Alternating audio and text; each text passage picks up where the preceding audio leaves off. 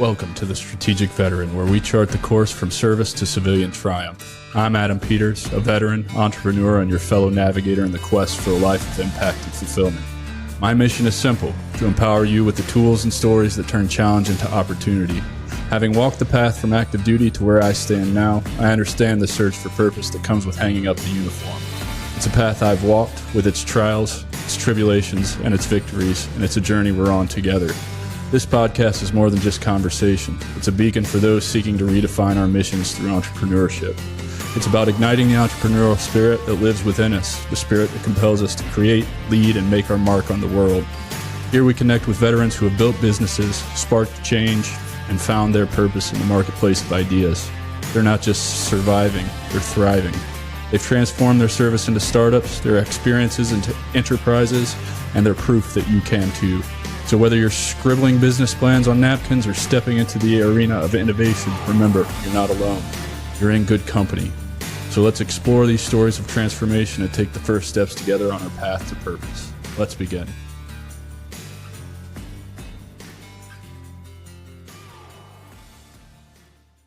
Hey everyone, welcome back to the Strategic Veteran. I'm your host, Adam Peters, and today we have the honor of speaking with John A. Dailey, a retired U.S. Marine Corps Master Sergeant whose remarkable career spans over 21 years. John's journey is a testament to resilience, leadership, and a deep commitment to service. John's military career began with an accidental assignment to a sniper platoon where he quickly learned the value of hard work and determination. His dedication and skills saw him rise through the ranks, ultimately serving as a platoon sergeant for a Force Recon platoon. A pivotal moment in his career was on September 11th, 2001, when he and his platoon watched the attacks from a pub in Darwin, Australia. Shortly after, they were among the first boots on ground in Afghanistan, marking the beginning of their crucial role in the war on terror. After 9/11, John was selected to be a part of Detachment 1, the first United States Marine Corps unit assigned to the U.S. Special Operations Command. Their mission in Iraq in 2004 played a significant role in the creation of modern Marine Raiders. Following his retirement in 2008, John continued to serve by training Marine Raiders and furthering his education. He holds a Master of Fine Arts in Creative Writing and a Master of Arts in Liberal Arts and Sciences. In addition to his military and educational achievements, John is the founder of Walking Point, where he provides performance coaching and leadership consulting. He's also the author of the upcoming memoir, Tough Rugged Bastards, which chronicles the creation, training, and deployment of Task Unit Raider. Join us as we delve into John's extraordinary story, exploring his military service, his transition to civilian life, and his mission to help others lead themselves. So let's dive in and warmly welcome John A. Dailey, a true embodiment of what it means to be a strategic veteran. John, welcome back to the show, man. We got cut short last time. We did. Thanks, Adam. Thanks for having me back, and thanks for, bringing me back after the debacle that we had last time with the weather. Really, really happy to be here, and I've been told that I'm required to say that because I still do work for the military and for special operations, that my opinions I express are totally my own and have don't reflect anybody else's, essentially. Perfect. Now that we've got all the bullshit out of the way, let's talk about you and where you grew up and what inspired you to join the Marine Corps, my friend. Certainly. So I grew up a great childhood I lived right on the West Virginia border, kind of in the mountains. A wonderful place to grow up, running around as a child through the woods, and so certainly a lot of that carried over. I had the deep love of being outdoors. Although I'd learned later that the Marine Corps has ways of taking the fun out of camping, right? As with lots of things, they suck the fun out of. But by putting too much weight on your back, by when you stop, you instead of build the campfire, you dig a fighting hole. So, but that was certainly a lot of it. My dad had served in the Navy during Vietnam on board a ship. My grandfather had served in the Army Air Corps. So we didn't have a huge tradition of service, but, we did have some, my grandfather and grandfather, uncle that served in the Army in Vietnam in special operations. So it was always there. But I think I was 7 years old on the 4th of July, kind of local parade, right? It was 1976, so it was the bicentennial. So it was kind of a big deal, if you were around at that point. And as a 7-year-old, I didn't quite understand it, but it was I got to go out and, lots of food, lots of candy, lots of ice cream, lots of watermelon, lots of parades and things going on. So it was cool. But I saw a Marine, and he was in my memory. I still can't think of him any other way than as a war scarred Vietnam vet with tons of ribbons, and but chances are he was in his dress blues, and chances are very good that he was a kid that had just come out of boot camp, probably 18 years old, with acne still on his face. But that's to a 7-year-old, he looked like this is the biggest badass I'd ever seen. And I asked my dad, and my dad doesn't recall this conversation ever happening at all, but I can't remember it any differently. I'm like, hey, who is that guy? What is that guy? And he was like, hey, that's a Marine. And I remember there being like this level of respect in his voice, when he said that. And I was like, I need to learn more about this. So, I started going to the library and checking out books on Marines, watching Sunday afternoon kind of matinee shows of, John Wayne, as the Gung Ho, just all these old movies. And I was pretty well sold at that point. I'm like, yeah, you mean, I get paid to, I can get paid to do this, to, have great adventures, travel all over the world. So it was pretty early on that was set as my course. Yeah. So never a second thought about joining the Marine Corps, or did you entertain it when the time finally came? You look at other branches. Um, I wanted to do other things growing up. I wanted to be a pro baseball player. I think I wanted to be the president for a while. Being a truck driver seemed really cool. I had an uncle that drove like long haul trucks, and that fascinated me.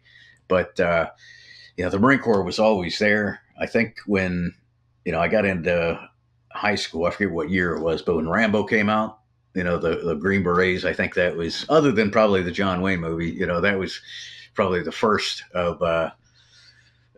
I really kind of understood that there were people that were special in the military that did special things, and so I went to the I was when I was in high school, I went to the recruiter's office and actually was interested in talking to the Army recruiter, asking him about special forces, being a Green Beret, and I've heard a lot of people say this, that probably the more Marines get recruited at lunchtime, right? Because the Marine recruiter stays in the office while the Army recruiter goes out to eat. But I walked in, the door was locked, and at the end of the hall was a door, the Marine Corps door. And I think he poked his head out and asked, hey, you looking for the Army recruiter? And then said something derogatory about them. Why would you do that?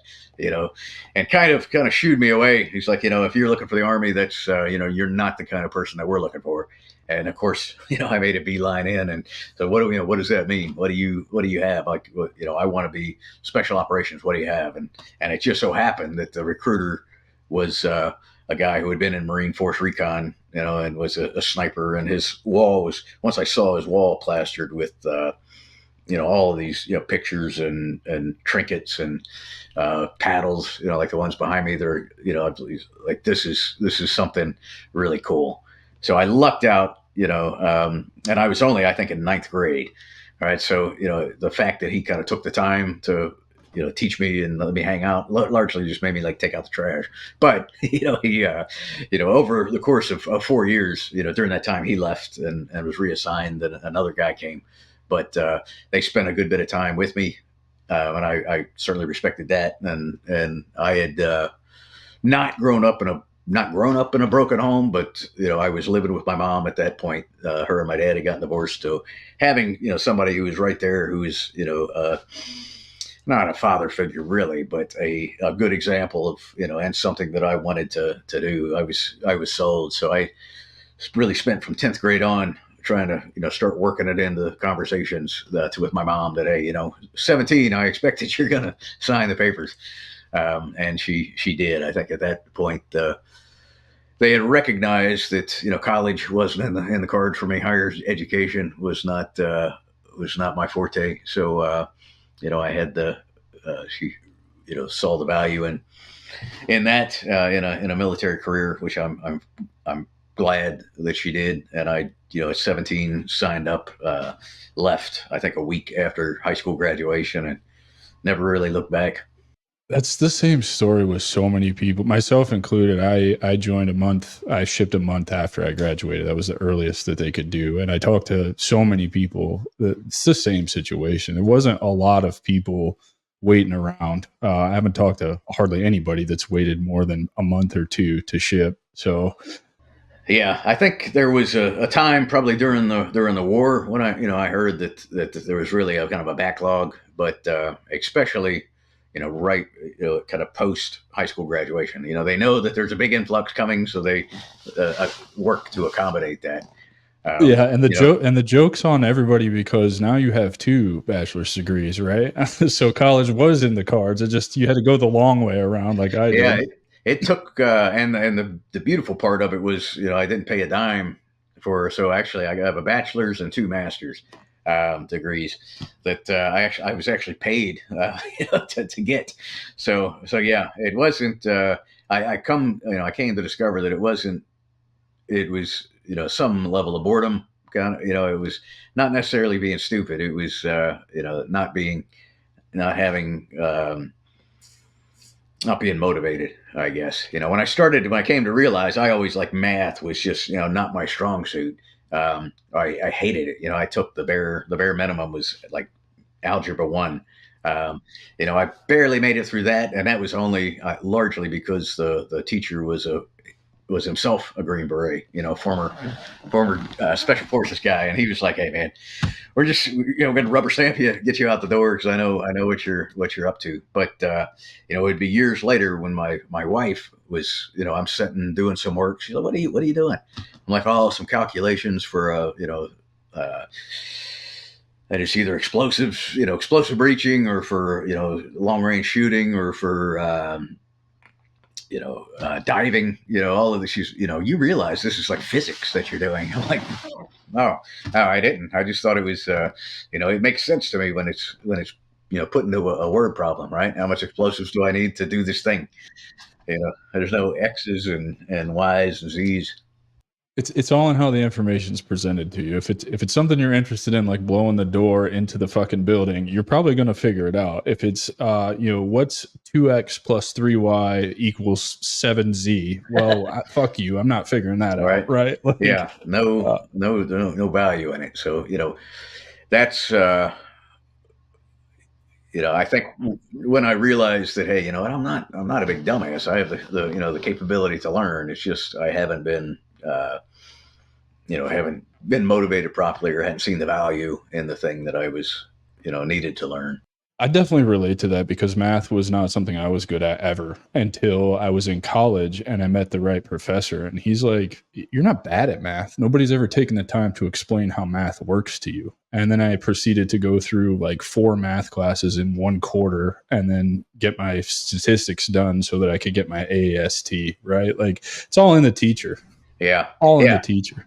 Yeah, absolutely. Or in the desire to learn, right? When that, hey, I've got to figure this out so that I can be a scuba diver, right? Or I can be a dive supervisor, or be a sniper, or be a breacher. Any of those things, a jump master, right? All of these things required, mathematical formulas to figure out a high altitude release point. And then when it makes sense and when you're properly motivated, then yeah, you find a way to do it. For sure. So your first assignment in the Marines was an accident into a platoon that a lot of people in the military have to try out for and really try very hard to get to. You ended up in a sniper platoon. So what was that like for you? I can imagine that wasn't the greatest entry into the Marine Corps. It, before I joined, I just recently looked back and found out that the book called Marine Sniper was about like this legend of Marine Corps sniping, Carlos Hathcock. Um, the book didn't come out until after I was already in, but I had read an article about him. I think it may have been like in the Sunday paper or whatever, and I knew that the recruiter had been a sniper. I read about this guy who was this legendary sniper in Vietnam with like tons of confirmed kills, and so I really, that's a path I wanted to follow. and the recruiter explained a little bit to me. I didn't understand the whole lot, but when I went to check in to my first unit as a infantryman. The MOS is 0311 is your code that they assign you. By accident, I was assigned instead of to one of the infantry companies, I was assigned to the weapons company, and that was where the heavy guns, the 50 cals and the Mark 19s, were. That was where the anti armor, guys were, the mortars, the heavy mortars and things of that nature. And so the only place that they could put someone with the MOS of 0311 was in the sniper platoon. And it really came down to the first sergeant that, I checked in with, who's this guy who'd been in Vietnam, like chain smoking cigarettes and drinking coffee and just weathered. And he was probably, he was crusty. He was probably 40, maybe not, in his 30s or something like that. But he just seemed like an ancient, human being to me. And he was yelling at me, about why am I screwing up his smoking and coffee drinking time. And eventually he was like, hey, I'm going to put you in the sniper platoon. So they call upstairs. The platoon sergeant for the sniper platoon comes down, who was a staff sergeant, E6. He was probably wasn't 30, right? But he also seemed like an ancient man to me. They're like, hey, this is PFC Dailey. He's your new guy. And the staff sergeant loses his mind, starts screaming, I'm not taking him. He's a piece of garbage. And I'm like, you've never even met me, eventually he was told, you're taking me. Was it just you're a piece of garbage because you hadn't earned the spot in sniper platoon yet, or is it just very much the aura of the unit back then? Like, what was it? I think it was probably a little of both, but it was absolutely in order to get into the sniper platoon at that time. You would spend a couple of years, you would do a deployment or two, and then when you came back, if you were recommended, you would have the opportunity to try out.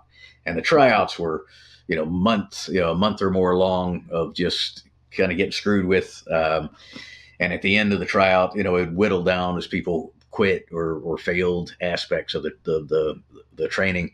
And eventually there'd be maybe 2 or 3 people that they would take in. I had bypassed all of this. I was getting into this platoon years before I rightfully should have. I was jumping in line in front of, and of course I knew none of this, but I was, line hopping in a big way. But it so happened, as with lots of things in my career, that at that point they were running the sniper school at that time, and it's a very challenging course. There's generally well over 50% attrition in it. So what units would do would several battalions in the regiment would come together and say, hey, we're going to run an in-house school. We'll teach all the classes. We'll, see who does the best on the shooting and stalking and things like that. And then whoever does the best, when we do get slots, they'll be the ones to go because they have the best likelihood of success. And there just weren't a lot of slots to go to the course. They didn't run it that many times a year. And like I said, there was, 50% chance that if you went, you weren't going to make it. So they had just started one of these courses, one of these in-house courses. And, I had missed the first 3 or 4 days, kind of all the important information on what a sniper is, how they operate, what their mission is, what a ghillie suit is, how the weapon works, all of this kind of crucial knowledge. I had missed that. So he took me to the barracks, maybe, drop off my stuff, change into, out of my dress uniform into a camouflage uniform, and took me and dropped me off at this building. He was like, go on in.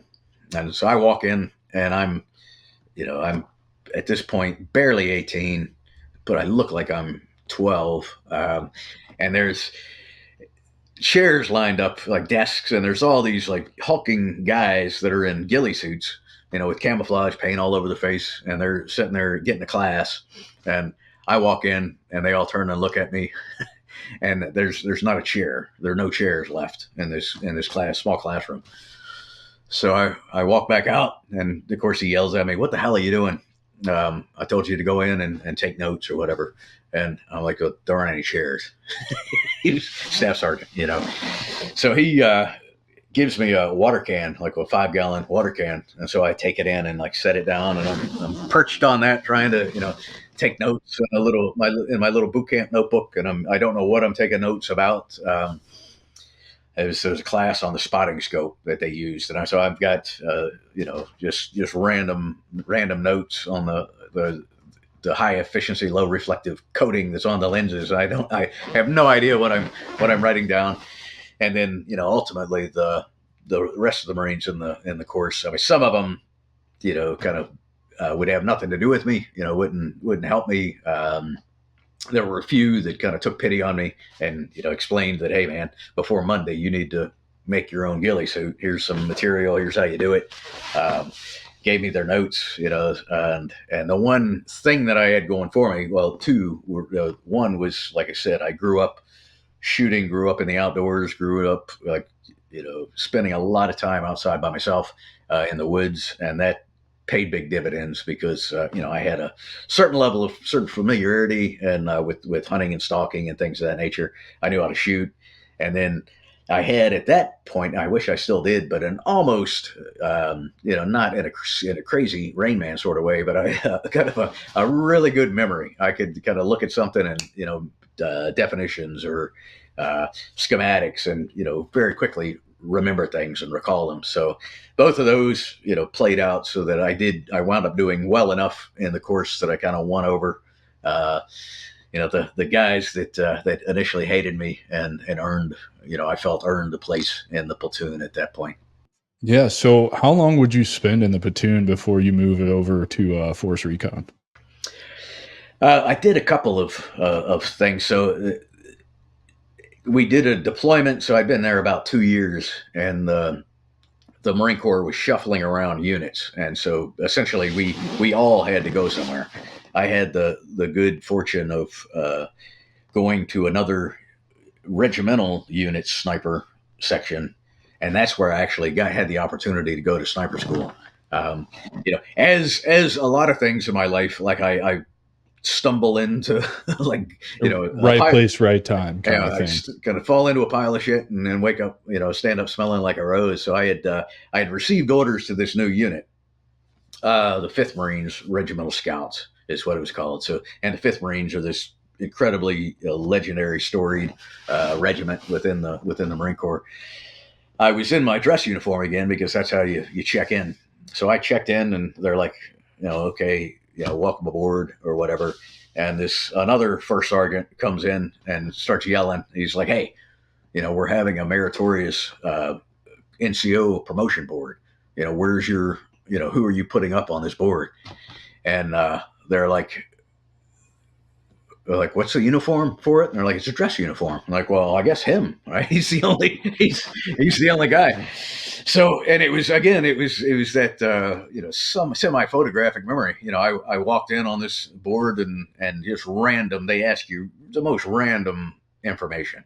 You know, what's the length of a female Marine's skirt need to be? Who is the you know, what are the types of contour lines on a map? Just random stuff that I had, you know, I knew. So I wound up walking out of that, having been promoted to corporal, which was a kind of a big deal. And then because of that, they're like, "Hey, man, you know, you made us look really good, so we have a slot to sniper school. We're going to send you to it." So, you know, I kind of jumped, jumped the line in front of some other guys, but you know, went to it, and it wasn't without you know, challenges. It was still a tough, really tough course, but I was luckily successful.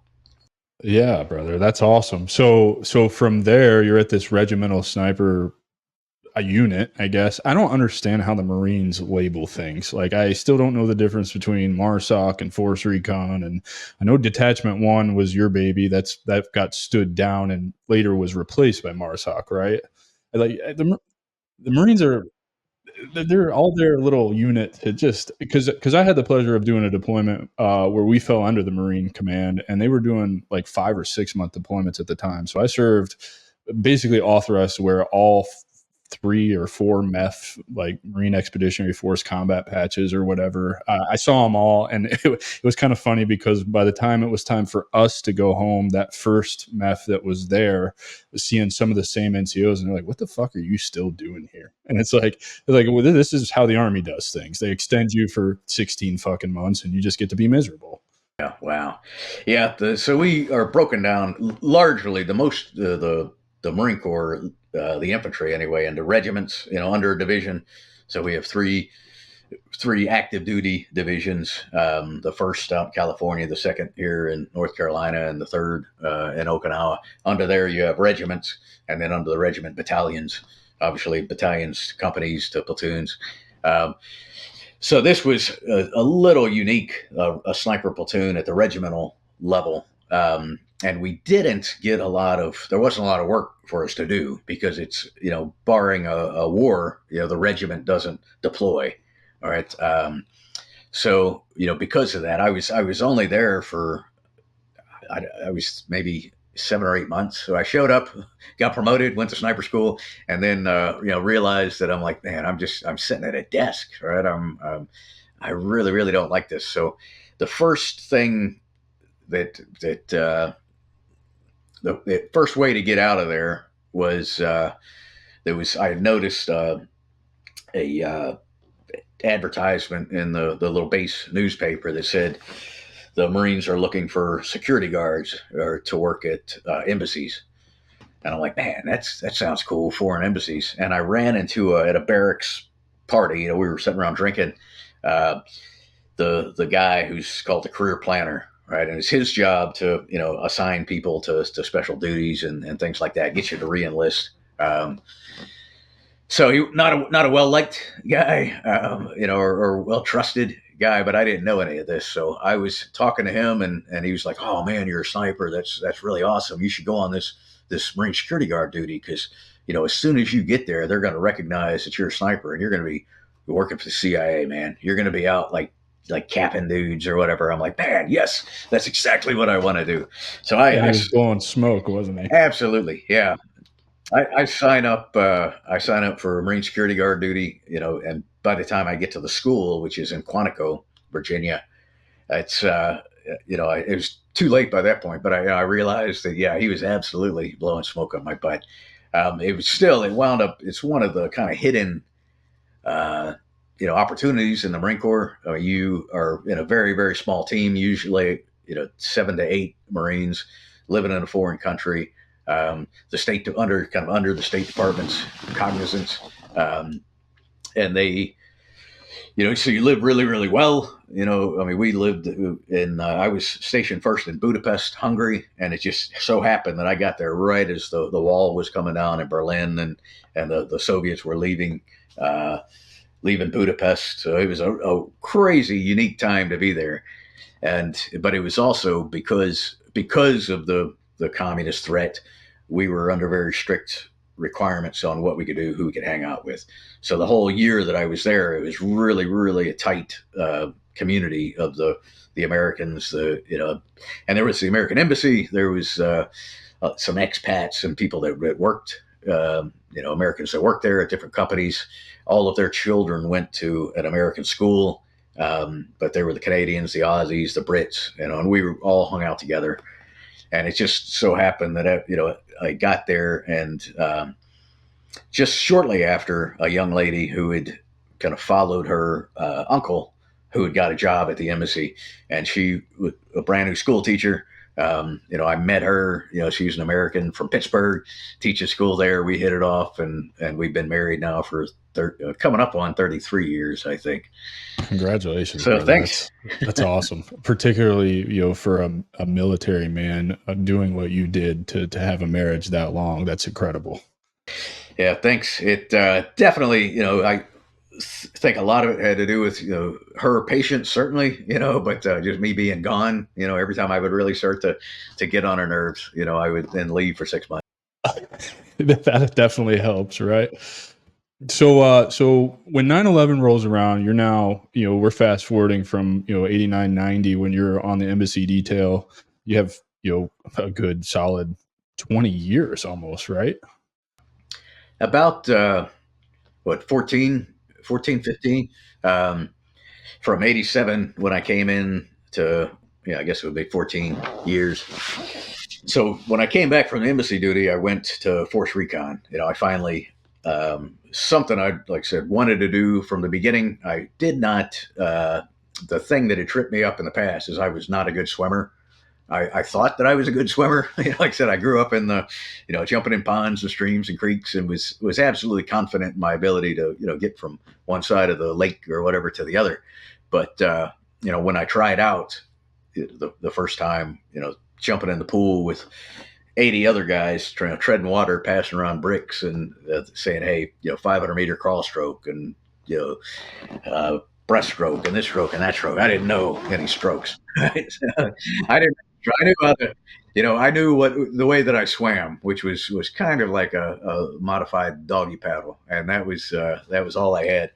So, I worked on that, recognizing that the Force Recon was something I wanted to do, and it was that way for a lot of guys would kind of work their way from infantry to the snipers and just progress up. Um, so when I finally made that, I was at that point. That's the highest point that you can get to in the Marine Corps. So I had the great fortune of spending over 10 years at First Force Reconnaissance Company.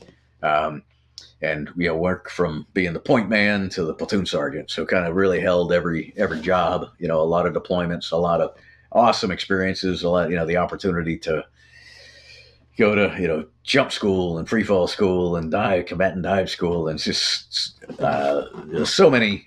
I mean, every single day I loved. I don't think there was ever a day that I didn't love going to work there, because the people pushed each other. It was just the command during most of my time there was the command leadership were, kind of all about hard training, and so it was just a great environment to be in.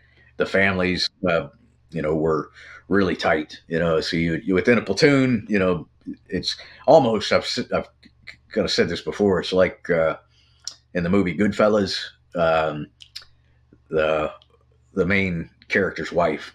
She has like this monologue where she's talking. And she was like, it became, when you're hanging out with the mob, right? It became normal. That's the only people that you hung out with. So birthday parties and, christenings and everything, you were just together. And like, I didn't have any civilian friends. I didn't know anybody who was a civilian, and I didn't know anybody who was not at Force Recon. It was just, almost you wouldn't, know too many people outside of your platoon. I mean, it was incredibly insular. Your kids played together, your wives went shopping together, and it was a really good. Probably more so, maybe more so for the guys than the women who put up with a lot from us. But being gone, obviously, and then having to take care of everything. But also when we were back, late nights and sitting in the garage drinking beer. It was a pretty common occurrence. So, yeah, you mentioned this was a pretty typical route for somebody. The second guest we had on this show, Aaron Brandfast, did the same route, sniper school, and then to Force Recon, and then eventually MARSOC. And I know, you ended up getting selected to be a part of Detachment 1. So tell us what Detachment 1 actually was. You ended up writing a book about it. We're here to promote your book for sure. I can't wait to read it, because I just enjoy reading shit like that in general. So, it's a part of our history, a part of history that I was alive for. And like, I think that's really cool. So do you want to talk about that for a minute? Absolutely. So kind of have to go back just a little bit.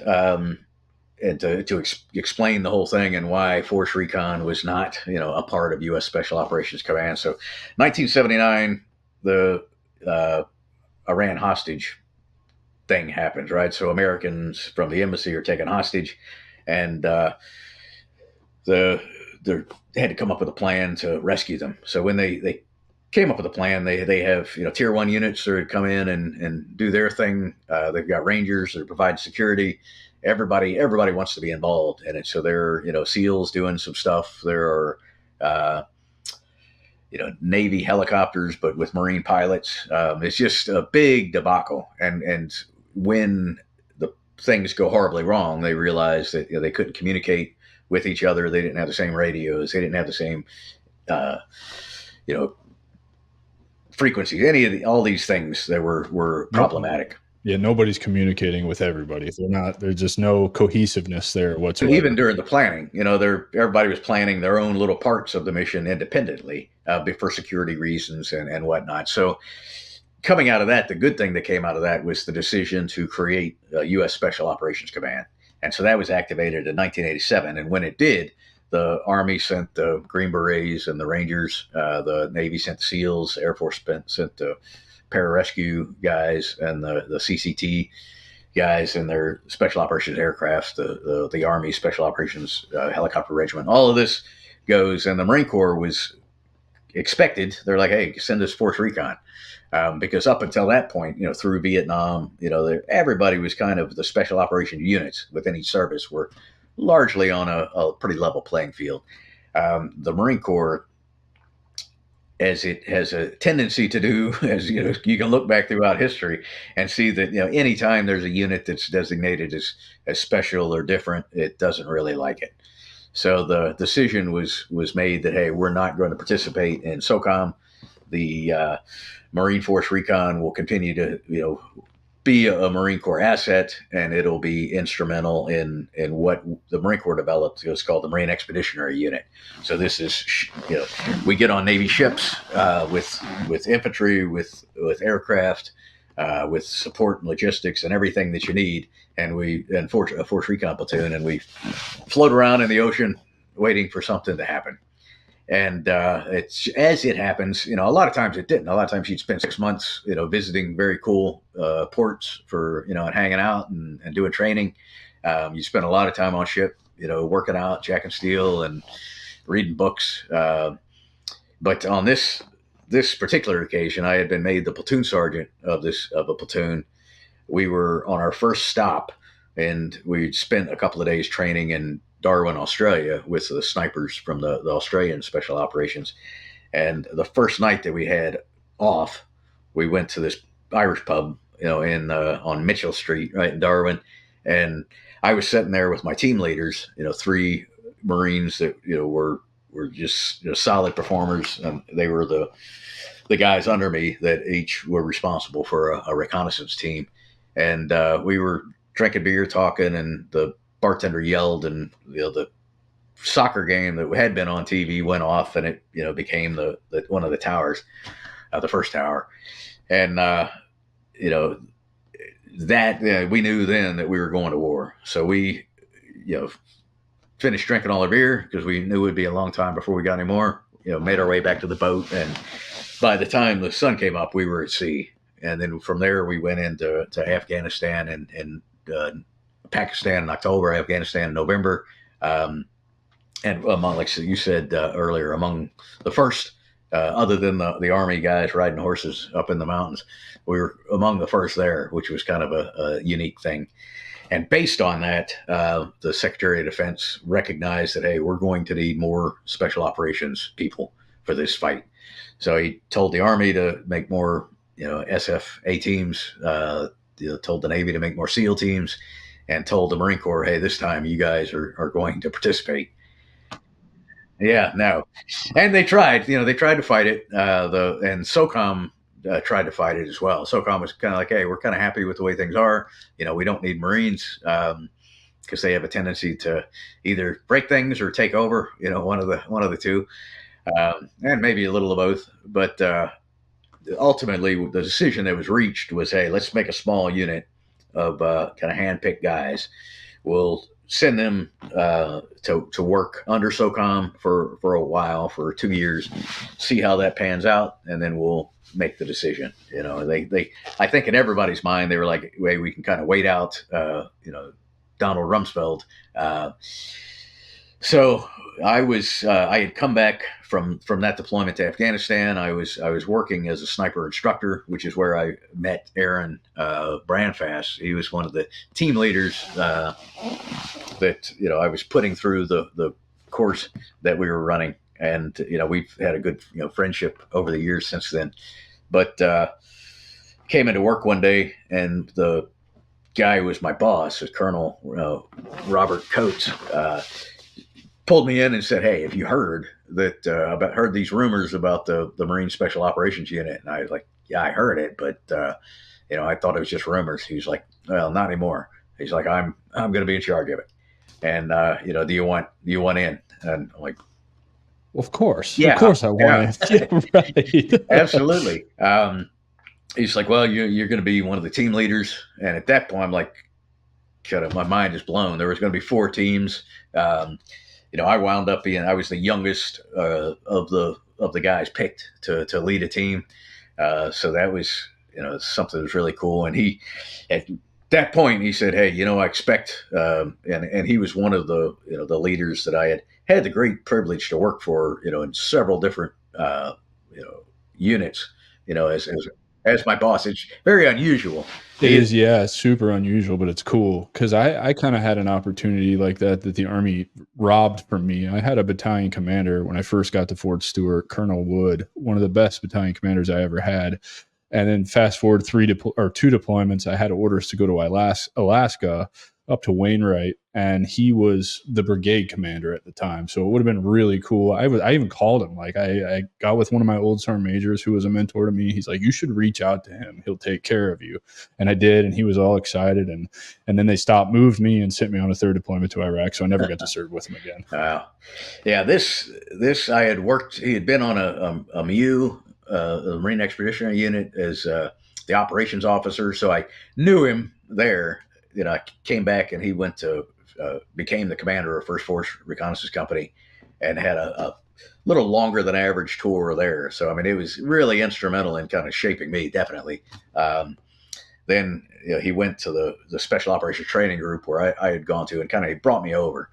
And then this time, so he pulled me in his office and was, he's like, what I want, Dailey, what I'm looking for. And he gave me the opportunity. He's like, "Hey, pick the guys that you want, out of any reconnaissance Marine, essentially in the Marine Corps, you know.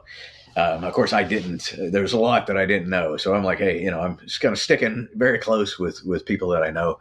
But he said, and it stuck with me. So, he's like, my one stipulation is that you pick tough, rugged bastards with strong backs and hard feet. And that I was, I walked out of the office and was like, let me write that down. And then that, of course, became the name of the book. There's the tough, rugged bastards part. That's awesome, brother.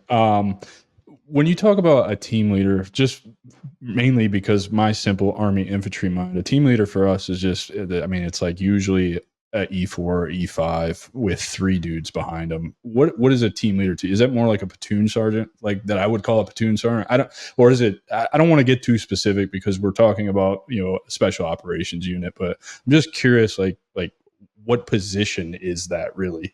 Gotcha. So I had in reconnaissance units, because of the level of how deep behind enemy lines you're working, the level of trust that's required. We have more senior guys. So in a Marine Corps infantry unit, a team leader, a fire team leader, is an E3, maybe an E4. In a reconnaissance unit, a force reconnaissance unit, it's probably an E6. And then in the unit that we were building, Det 1, like I was E7, and I had been a platoon sergeant, in charge of 30 guys. Now I was, a team leader in charge of 5. Um, but the level of responsibility went up, immensely, and in a lot of ways based on the nature of the mission. So we had, and grand total, there was in our platoon, there was about 30 of us, and that was with a headquarters, a platoon sergeant, platoon commander, communications guys, and things of that nature. So we started off with 4 teams, and then just before we deployed, we started to learn more about what we started off thinking we're going to Afghanistan, and we're going to be like doing long range reconnaissance patrols. As it turned out, we were going to Iraq, and we were doing hunting HVTs. So we realized that it would be a better idea to break up into smaller assault teams, so 4 to 5 men. So we all gave up of the 4 teams. We split up a little bit to create a total of six teams of 4 to 5 people each. So it was, I mean, when you're in charge of 4 or 5 guys that could be in charge of 40 guys themselves. Each one of them were like super proven, super experienced, guys who had all been team leaders. It's a pleasure because you don't have to.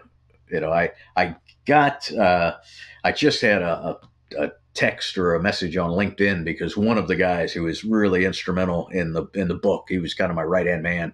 I sent him an early copy of the book, and he got it and was, he was, all of them were long ball hitters, all right, but it's incredible when you have the opportunity to work in that environment, where all of the little, showing up late for work and not having the right stuff, or having personal issues or bouncing checks. I mean, those things don't even happen. Yeah, Now, it doesn't exist where you're at. yeah. Consequently, when somebody screws up, they screw up really bad. But that didn't really happen either. It was the best 3 years of my life. Having the pleasure to lead a team of Marines like that. And that was the last 3 years of your career, correct? That With was Detachment 1? Now I had after I came back and we MARSOC started in 2006. I moved out here from California to the East Coast and spent 2 years at the school, kind of helping the school get started. So it was still 3 of the last 5 years that I was in uniform. Yeah. So what was it like seeing or being a part, an instrumental part of Detachment 1's success for you? I mean, that has to be, you did a lot of cool shit in your career. And like, there's a reason us regular infantry guys look up to the special operations guys, with googly eyes. Like, you guys you're just better, right? You're just better. You're funded better. You're trained better. The bullshit's gone. You're right. You're not dealing with all those things that get in the way that would make, I think, a conventional Army unit just as good, right? If you can eliminate all the stupid shit, but how does that actually feel to be a part of a unit like that and see where it's gone? And we're getting to this part. You're still a part of this. You're still a large part of this, which is awesome. Yes, it's super awesome. It's I mean, I would like pinch myself every day, this is, but on the other side of that is that, there's, for me anyway, and I at the time absolutely was 100% sure that I was the only one that had any sort of level of imposter syndrome. I've later, talked to guys and they're like, well, yeah, of course. We all are like, when is somebody going to like wake up and say, what the fuck is Dailey doing here? Who put him in charge of a team? Let's get rid of this clown. But I also think that there's a lot of talk about the negative aspects of imposter syndrome or whatever you want to call it, feelings of inadequacy and things. But it's also an incredible motivator, because and one of the things I say frequently is like, imposter syndrome and fear like are great people to have on a road trip with you, but you don't let them fucking drive the car, right? You got to keep them in the back seat and let them whisper in your ear, hey, you're not good enough, and that's either going to destroy you or it's going to drive you to be the best that you can be. And when you're in a unit where everybody is firing on all cylinders, everybody's doing a phenomenal at their job, then it's a really high bar to reach. But I feel like across the board, every day, everybody showed up because it was demanded. And you've got to show up with your A game. You've got to show up saying, hey, one of the early Marines in MARSOC who was killed was a guy, Antonic, and he had this saying. He didn't make it up, but he was kind of known for it. All it takes is all you got. And that was kind of the motto. That's what, we showed up every day, with that mentality that, if you're not doing your job, if you're not looking for anything that needs to be done, don't be too good to be the guy that's taking out the trash or the guy that's, policing brass on the range or cleaning vehicles, because if you are, we don't have have any room for you here. And just be a guy who's going to get shit done. Doesn't matter what it is. You just need to get shit done. And right? That's one of the unique things when you're in a unit where people are a lot more senior. There's not a bunch of PFCs that you can send. Hey, go clean the shitters. It's a gunny that's like, hey, an E7. the shitter needs to be cleaned. All right, where's the brush? I'll do it. Yeah. So we had and particularly within my team, I think because because like I said, initially I was the junior guy of the team leaders. I had this pretty high level of respect for the other people that were the other three team leaders. So, I always felt the need to outdo them, to like prove that we were better, my team was better.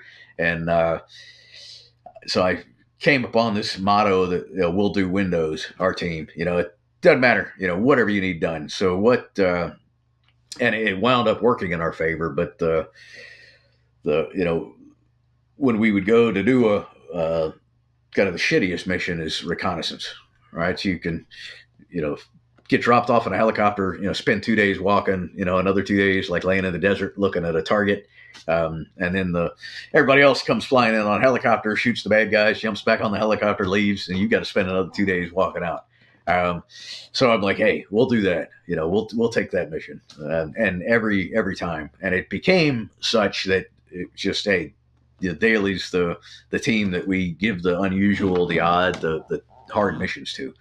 And in training, nobody else, none of the other teams complained about that. But when we got to Iraq, we discovered that we were going to go to Iraq. We were going to deploy underneath a Navy Special Operations Task Group. So we were essentially acting as a SEAL platoon. But we had a really incredible intel support with us. Almost they were as large as the platoon was, the kind of the shooter platoon. And these were not your average run-of-the-mill intel guy. We had guys who had worked with the NSA, guys who had worked at all levels of special operations. They're just phenomenal guys. And when we arrived in the country in Iraq, we were stationed in Baghdad, but we were not replacing another SEAL team. So we weren't falling in on top of intelligence, on top of target folders that somebody else had built. So we, in fact, our turnover was done with Jocko Wilnick, who was an officer now. I had deployed with him years before when he was an enlisted guy, and he was like, hey man, I'm here to give you as much information as I can, but we don't have a lot. There's in this area there was up on the whiteboard there were like a couple of silhouettes, and on the little line chart of terrorists, right? And they're like, we call this guy X and we call this guy Z. And we don't know why we call them that. We don't know what they look like. We just know they're really bad guys, and they keep popping up. So the first mission really hinged on one of those intel guys. He was going through intel reports and discovered that there had been a lot of Iraqi interpreters who were getting clipped. Right? Somebody walking up to them on the street, putting one behind their ear, car blowing up, all sorts of things, but they were being executed. And it was like 15, 18 of them had died. But it was spread out. Like it was all over the country. So nobody else had really put anything together. So one of our intel guys just got a bug in his, a bee in his bonnet and started, drawing things out and came and said, hey, all of these people are connected by one interpreter, so we're like, they call us in. They're like, hey, we've got to, find this interpreter, figure out what's going on. Who are we going to send on this mission? And I'm like, come on, we'll do it. Yeah, come on. Course. I'm like, we've done every shit mission, that came down the pike. So this is odd. It was, we weren't, I wasn't even able to take my whole team. I had the other thing about it was this interpreter was a woman. So, dealing with a woman, searching a woman, all this, I had to take a woman. So we had this a female operator from the Polish GROM Special Operations Unit that was co-located with us, named Kate. So I took Kate. I took another one of my Marines, with one of our human exploitation folks, and a SEAL who was very familiar with the area. So there's 4 or 5 of us in civilian clothes, driving a vehicle that we had taken from Commandeered. commandeered, just through Baghdad in the middle of the day, finding, this location where this lady had worked, and, went in. They're like, oh, she doesn't work here anymore. She was reassigned, because they were always, getting moved around. So the last we know, she was at this other unit. So we jump in the vehicle. Now we're getting further and further out of Baghdad. Go to there, she's not there. We go to the next place, she's not there. Finally, we arrive at a place, and they're like, yeah, she was here until last week, and she quit. So we're like, yeah, that's unusual, right? Fishy. So we convinced, at this point, we're the Army unit that we're dealing with, has no idea who we are. I kind of played up the fact. I think they thought that we were, somebody more important than than we were. But this lawyer that I was talking to, who had, worked with the woman, I'm like, do you have her phone number? Can you call her up? Tell her that her last paycheck is here or something. And so, like 2 hours later, she shows up with a guy driving her, and she walks in the building. The Polish, Grom gal snatches her up. We take the man as well. We take them both back to the detention facility that we had, and it quickly became apparent that she was responsible, but she was unwittingly responsible. So she had been. It's kind of when it's the other way around. It's called a honeypot, scenario, right? This is, I guess, it'd be like a honey stick or whatever. But so somebody had kind of seduced her, and an Iraqi, and like, hey, can you, I need to hire some interpreters. Can you give me some points of contact? So she wound up kind of like handing them the phone roster of this organization, and they were just going around killing them. So she was more than happy. I mean, she was really inconsolable when she realized that what she had been responsible for. Well, yeah, when you roll up on her and roll her up, she's like, yeah, I don't want any part of this. I'll tell you anything you want to know. So, and just the fact that she had been, somewhat responsible for the deaths of 15 of her kind of coworkers was, she was kind of screwed up in the head after that. But she was absolutely willing to. And the guy who was driving her was like, yeah, I know where this guy lives. I know this, I know that. And so that was the first mission that we did, was to go in, grab that guy. And then, you kind of shake the tree. He was like, oh, hey, he started talking, and that built our, just a stack of target folders. So we were able to execute, and it got to the point, I'm like, every single night we were heading out the door, grabbing somebody. They'd lead us to somebody else. We over time got very close with the other, the SEAL teams that were in the area, the Army Special Forces teams, and the Special Forces team particularly were doing a lot of kind of building networks. So they had a lot of information. They didn't have a lot of ability to action targets. So we were like, hey man, we'll help you out with that. We like that. So before long, I mean, it became understood that, hey, we were kind of the go-to guys in Baghdad to go rid your neighborhood of the undesirables. Yeah, pest control, if you will. That's awesome, man. It's so cool to hear these stories about how all this stuff gets formed, and just sitting with a living legend right now. Like, that's actually really cool to talk to somebody who was there. He wrote a book about it. I will read it when it comes out. When does it come out? August 13th. So it's, now you can order it on Amazon, Books A Million, Barnes and Noble, anywhere. But and I would appreciate anybody that would order it ahead of time. That looks good, but it won't actually come out. It should be shipped in time to arrive, hopefully on August 13th. Hell yeah, brother. I'll as soon as we're done with this, I'm going to go pre-order it. And then I'll spend an entire weekend reading it cover to cover, like I did with Jack Carr's new book this past weekend. Yeah, that's really good, isn't it? Brother, I didn't like the last one. The first four, when I read them, I actually heard about it on Joe Rogan. That's how I got introduced to him. And then I picked up the first one. I finished it in like a day. I just read it cover to cover. I was like, this is so good, right? And then the next three went like that. And then there was just those ones in the middle. And then this one, I didn't have high hopes for it, but I couldn't put it down. It was just 550 pages of just like, I can't wait for the next one. And now I have to wait, another year. Right. But, I'd love to talk to Jack too, because, he's an incredible author, and I see what he's doing in his books and how he's, kind of promoting his business and using his email list with the gear that he talks about in there and partnerships and all that. It's all fascinating stuff to me. Yeah, he has. And I believe he was on that deployment with us.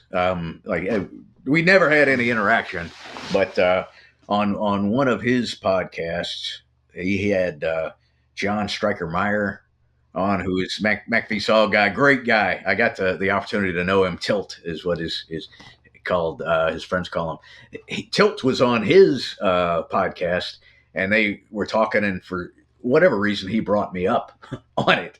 And Jack Carr was like, "Yeah, I was on that deployment." So I like I said, I don't remember interacting with him, but he was. I think he was on one of the other teams that was there at the same time. So yeah, I'm one on Jocko's podcast is I'm trying to work that, and Jack Carr's would be awesome. I've listened to him on Ryan Holiday's podcast, and just him talking about writing, is if you're a writer, I mean, it's really fascinating. His the way he looks at the way a lot of similarities, just being somebody that reads a lot. I always, any time you deploy anywhere, somebody's sending you books, right? So, I was really a reader as a kid. My dad had a big library of from everything from Hardy Boys to Zane Grey to just, all of these action adventure sort of books, which, I think certainly inspired both my love of reading, my love of writing, and my love of adventure. But then, it probably died off a little bit. But when I got in the Marine Corps, you find yourself with hours sitting on the tarmac or sitting on the airfield with nothing to do. So having something in your pocket to pull out and read. And through the writing of this book, one of the books that I was always pulling out was, or authors anyway, was a guy named Bruce Norton, who wrote about Force Recon in Vietnam, Doc Norton. And through this book, I got to interact with him, so that was really, really cool. Yeah, it's awesome because I think this is the first year Jack's put out in his email list the books that he read to kind of write Red Sky Morning, and I was so fascinated, and again I see both sides of it, right? Like his process in writing, but then also like there's a business side of that too, because I'm sure it's full of affiliate links to those books, so you can go pick them up and buy them and all that stuff. And I was really wrestling with like, I get that voice in the back of my head that tells me, oh, you shouldn't be reading this book. You should be doing work on your business or moving the strategic veteran forward or getting the community ready or whatever. But like, there's still value in reading these books and seeing how he's marketing himself and how he's, building his business as an author. And what if I have a veteran come to me and they want to be an author? It's like, well, now I know how to tell them how to make money off of writing books, because from what I've heard, I've talked to several authors on here, and you can probably tell me writing a book is a monster project. From what I understand, I've heard it's a really big deal. There's a whole lot more that goes into it than anybody even knows. And so it's just, for me, it's just like a way that I can gain some knowledge and answer questions of transitioning or veterans who are out. If they want to become an author, hey, I can point you in the right direction now. Yeah, absolutely. Through writing, I've run into a lot. I've had the opportunity to work with organizations that kind of cater to or help veteran writers, and you come to realize that you're not alone. Right? There's a lot of people who are interested in writing, and whether it's books or just kind of short form stories or essays or poetry. Right? There's a group that I do some stuff with called the Dead Reckoning Collective that publishes veteran writers, and you start talking with them and you realize that there are a lot of people that want to do this. And not to burst anybody's bubble, but Jack Carr making a living as a writer is awesome for him, but it's not common, all right? But like to your point, he's done a great job of every the whole package. Being Jack Carr, marketing Jack Carr, the everything that's associated, the podcast, the Well, and I think endorsements, that's it all works together, right? Because as I continue to build this with the podcast, I talk to bigger podcasters and like, you're going to have to write a book and you're going to have to get into public speaking and you need to be building a list. And, obviously I have a list going and I'm working on the public speaking thing today. I actually just sent a bunch of emails out trying to book my first gigs for free so I can whatever. But the writing of the book is the one that scares me because I'm not a writer. I don't like it, hate it. That's why I podcast. I'd rather talk to people. So let's talk about your transition. We got to this point in the show before the storm cut us off last time, and I'm still pretty embarrassed by that, even though your answer to me was the most classic military answer ever. We can't control the weather. Like, when do you want to recock? Right. But your transition was very atypical, and you didn't realize for a long time, what that was going to be like, because you leave Detachment 1, big success over there. Detachment 1, if I'm not mistaken, turns into MARSOC, correct? That's what it set the stage for it. So Detachment 1 actually kind of deactivated, and a lot of us went to MARSOC when it started. I mean, it was really the difference between a 80-man organization and a several thousand person organization. So it was the MARSOC wouldn't have happened were it not for Detachment 1, but it wasn't as smooth as just saying one became the other. Of course. Well, so Detachment 1 is like basically the proof of concept, if you will, of MARSOC. Yeah. And that's why I alluded to, like, that's got to be a really cool feeling, because now you're at the schoolhouse, you're at a desk, you're basically writing doctrine for the creation of MARSOC, and you decide it's time to retire because you're up there in rank. You're probably not going to get to deploy anymore and really do the job. So this job opening, I think is how you told me before, had come up. You put your stuff in for it. You got the job. You retire. You show up Monday morning in civilian clothes at the same desk doing the same job. So let's pick up there. And like, how long before you actually realized you needed to really face the transition? Because I can imagine, when you just show up to work in civilian clothes, which I'm sure you probably did quite a bit, being a Detachment 1 guy and a MARSOC guy, and doing the same job, it's really confusing. It's like, well, I'm not in the Army or in the Marines, excuse me, but I am in the Marines. I'm still doing the exact same thing I was doing. There was no change for you, right? No, and I don't. I mean, it took me a long time to kind of sink its way through my thick skull. Right, I still showed up and I retired and came back to work at a time when we were within months of launching our first individual training course, our course that turns Marines into Marine Raiders. So there was so much to be done. There's we at the point we didn't have nearly the instructor staff that we needed. We needed to order and get all the equipment, to beds, to bed sheets, and just like everything that you need to house, up to 80 men, going through training at a time, and weapons and all the equipment, like all the classes, so much to be figured out. And so I kind of just threw myself into that. And it was, as I saw it, that was the mission. So, it was still, 12, 14-hour days, and it was just a ton of work. But once the first course got off the ground, and we learned, and obviously with each iteration, and I think we're getting ready to start our 34th course. And it's at a 9-month course that we only run, 2, in every year. It's taken a while, but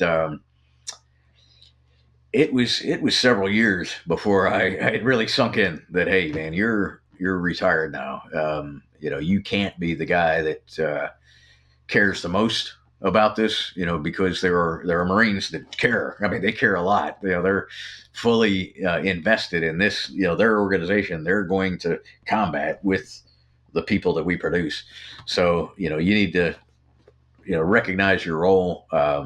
move from kind of being the guy who's trying to answer every question to be the guy who's, mentoring the guy who answers the question. And that was a pretty big step for me. When I did that, I realized that's when I said, hey, I've got this GI Bill, I need to use. So let's start looking at taking classes at night. Let's start, and that led to the writing. But it was, I it was a much shallower of a slope of a transition, I think than a lot of people have. If you get out and immediately you're looking into something different, I was fortunate that I had a very long, glide slope to figure myself out. Did you deal with any of the typical things that most people who transition deal with in substance abuse or, suicidal thoughts and ideations, any kind of stuff like that? Or was it pretty easy because you're still around every, I oftentimes think like the biggest problem is obviously loss of identity and purpose. You didn't really have that because you're staying in the same job. The second biggest thing is that community is not replicable anywhere on the planet. I think I'll go as far as to say even conventional infantry, because every branch I've talked to, so the Army and the Marines, the infantry is like its own branch within a branch. It's just a different monster. And you don't find that kind of community, brotherhood, whatever it is, anywhere else. And it only gets amplified as you move up the special forces ladder, right? So did you deal with any of that stuff? I guess not, because you're still around all those guys every day. I didn't, and I think that's, certainly, I didn't lose my purpose, and I think that's like you nailed it. That's the biggest, and I got a blog post coming out on this weekend. It's just about that, right? And it really, our first attempt at this kind of got me thinking about it. And that's become kind of one of, I think one of my missions is helping people realize that because you've left the military doesn't mean that you have to lose your purpose. Well, you do. I mean, you've got to find a new purpose. Your purpose is not to go, shoot bad guys anymore, or fix the airplanes of people that shoot bad guys, or whatever it is, and it's nothing less, we've, I think, been, with 20 years of war kind of, behind us, we've built this, culture of like admiration and not even admiration, like adulation and fetishizing of the warfighter, right? Yeah, I agree with that. I really agree with that. The peak of what Americans should be, and anybody that's not that, is worthless or less than that. And I go back to, like I said, I have a wife who is a school teacher. I mean, good luck, getting through life if we don't have our school teachers and our postmen and our, lawyers and shopkeepers and plumbers. And so the idea that, life after the military is not worth living is crazy. Right. So I think that's the message that I try to, we do. And I think Marine Corps boot camp, it brainwashes you. I mean, it's different. I'm sure the Army's, like, it's in its own way, does the same. It's the same. I think it's the same across the board. I have a theory. A lot of the people I talk to have some kind of not great childhood. Not all of them, but the vast majority of them didn't grow up well. Broken homes, beaten, abused, bullied, poor. Usually that's the story. I think the military recognizes that because they're already broken, so they don't have to break you much more, right? They put you into basic training, and our first 6 weeks, we called it total control. You have a red guide on that you run around with, and it's seriously total control. You don't have any privileges as a human being. You have to ask to go to the bathroom. Oftentimes, grown-ass men are pissing their pants in formation because they just won't let you go, right? Like they're just breaking you down to fixed mindset. You're an infantry guy. Your job is to close with and destroy the enemy. And that's right out of the fucking manual. I named my LLC after the manual, the 7-8, right? The Infantry Rifle Platoon and Squad. And, that's your focus, and that's your entire focus for me from the age of 17 to 30. So I completely lost who I was. I never even had a chance to discover who I was as a human being. Who is Adam Peters outside of the infantry, right? And you don't know that at 17 years old. No way you know that at 17 years old, right? And I think the way you learn that in traditional society is going to college, having those 4 years of party time. However, I don't agree. I think college was created for people with life experience, because college was a joke to me, even though I never wanted to go to college. And then you get some, entry level experience in the corporate world, and you build friendships and you learn more life lessons, and then you kind of figure out who you are. We don't do that in the military ever. We don't, but the thing that we do really, really well is, it's a very ritualistic, taking you from the life that you knew, in boot camp across the board. I mean, everything changes. Like you said, now you can't even take a piss on your own, but especially in the Marine Corps, we're, a whole new language, right? I mean, how to, tell in time is different. The wall is the bulkhead, the floor is the deck, the toilet is the head or the shedder. Your running shoes, your go faster, right? There's just, you totally are, have this experience that absolutely changes you. Right. So when you come out of boot camp, I remember coming out and just like feeling disgusted by all of the kids that I was in high school with, 2 months before, when I went home and, we're going to go out and drink some beer. I'm just like, you people fucking disgust me to look at, you nasty civilians. And that starts to, it's a requirement. I mean, they've got to like bend you so far, like a tree, one way that after boot camp, you're going to start springing back, but you're never going to go all the way back. And then, but what we don't do is have that same transition, post military service. I mean, they talked about writing a resume and don't put, I like to kill people in your resume, or, there's some classes and they try, right. But there's not a ritualistic, demilitarization process. And especially, I think it's been especially challenging for people that, went to combat, right. I went to combat over an extended duration, things that are absolutely unacceptable in polite society, you saw on a daily basis. So when it becomes normal to us. Right. And even, just the absolute, dropping F-bombs with every third or fourth word, right? I'm still bad at it. And it's just, I think that's very much a part of who I am now. Yeah. I don't think that's going to change. I can, somewhat, I kind of need to read the room and to a certain degree, but I still am not great with that one. But it's different for the warfighter that was in for 4 years and out. There's less support for them. There's the transition is they're still showing the military for 4 years. Your brain is still not fully formed by the time you're getting out. I mean, I think there's plenty of science that says like 26, 28 is really when you're, so you've had this entire life upheaval, totally new experience. But then on the other side, the people that spend 20, 30 years in the military, that's just, you're totally this other person with, you do have you have a purpose, a focus, a vision, and it's the unit or the organization or the service's purpose and focus and vision. And you really have to, and I had to, one of the, I wrote this essay about it. I'm like, you've got to figure out what you're all about, right? You got to, you could just say that, hey, honor, courage, commitment. That's the Marine Corps core values, and actually the Navy core values as well. You can say, well, that's what I'm all about, honor, courage, commitment. But is it? You need to like spend some time, and I am a huge advocate of if you have the means, or to whatever degree you have the means, the ability, when you get out of the military, and I didn't follow this, but I wish I would have.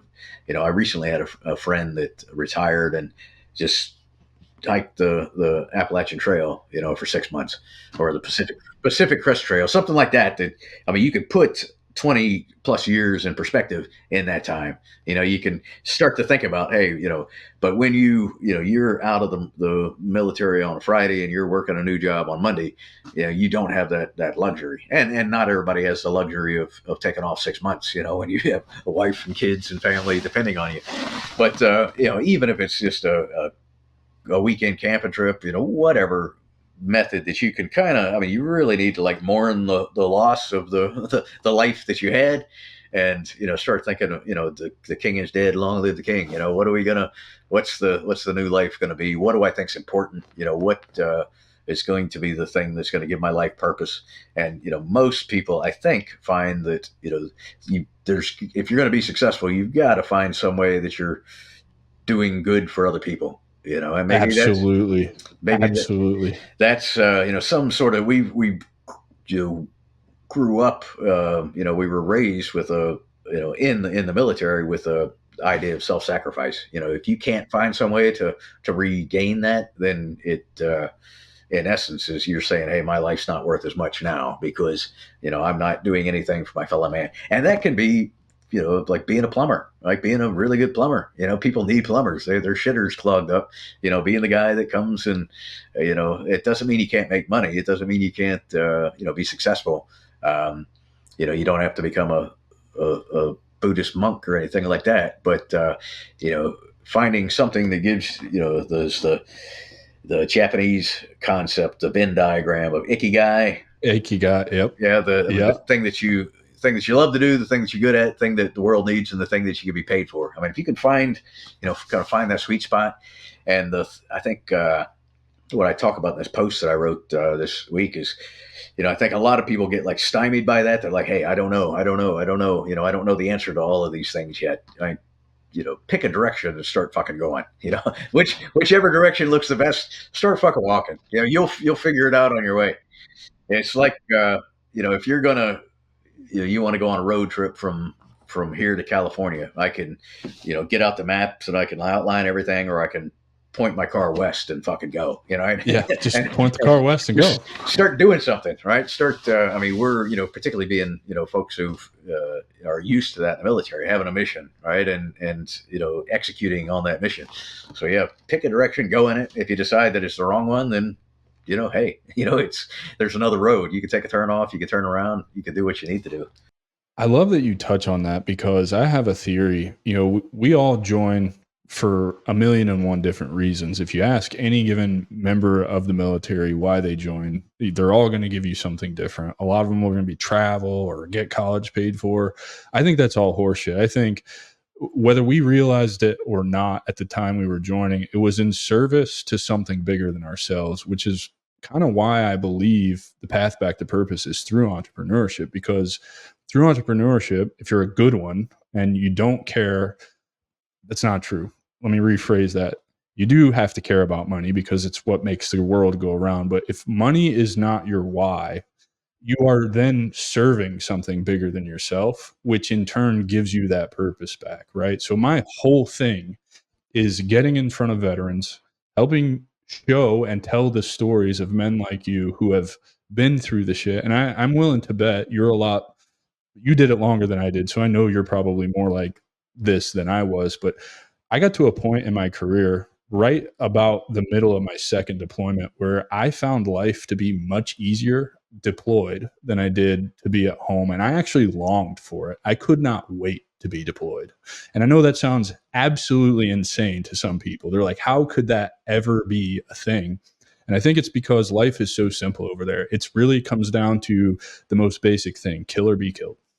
It's that simple. There's no dinner to worry about. There's no bills to worry about. You just need to worry about you, your gear, and your men, and doing the job. That's it. That's the singular focus over there. And so when you get out and you lose all of that, you're longing for those deployments. You're longing for those training events. You're longing to be in the field. You're not going to get that ever again, ever. There's not a job on this planet other than the military that's going to give you that. And I think that's really why the path back to purpose is becoming an entrepreneur, building something for yourself, or being an entrepreneur where you set yourself up to get as close to that revenue in that company as you possibly can, where you control a lot more things than just having a regular career. Do you agree with that? Absolutely. I think, yeah, I mean, it started to become an issue with guys that just, wouldn't, would come back, jump on the next plane going, right? They actually had to put like regulations in place to stop that. And some of it was, like you said, it's just life is simple. Um, some of it becomes this adrenaline rush that you can't quite get enough of. Um, but I think there's some veterans that think that all I want to do is make money. All right, that's hey, I've been poorly paid, and to be honest, we're not paid all that poorly in the military anymore. I think that I thought I made a pretty good living overall, and being special operations come with some perks and different additional pay and things. But being deployed, you're also making a little bit more money. But I You're think not paying taxes, so on that some of makes it, it even better. yeah. Well, while you're deployed, yeah. But there's there's people that hey, I want to get my payback. I want to get what I earned. I want to make a whole bunch of money. And inevitably those guys and gals that I talk to don't find happiness doing that. There's some people that kind of feel guilty about the money, and I was kind of in that ballpark. When I started, I'm like, man, I'm making a lot more money than I made when I was in, and I'm really making it largely because of what I did when I was in. Plus I'm getting retirement pay and VA pay, all of these things. I'm like, man, I'm Doing all right. doing yeah, not doing bad, not doing bad.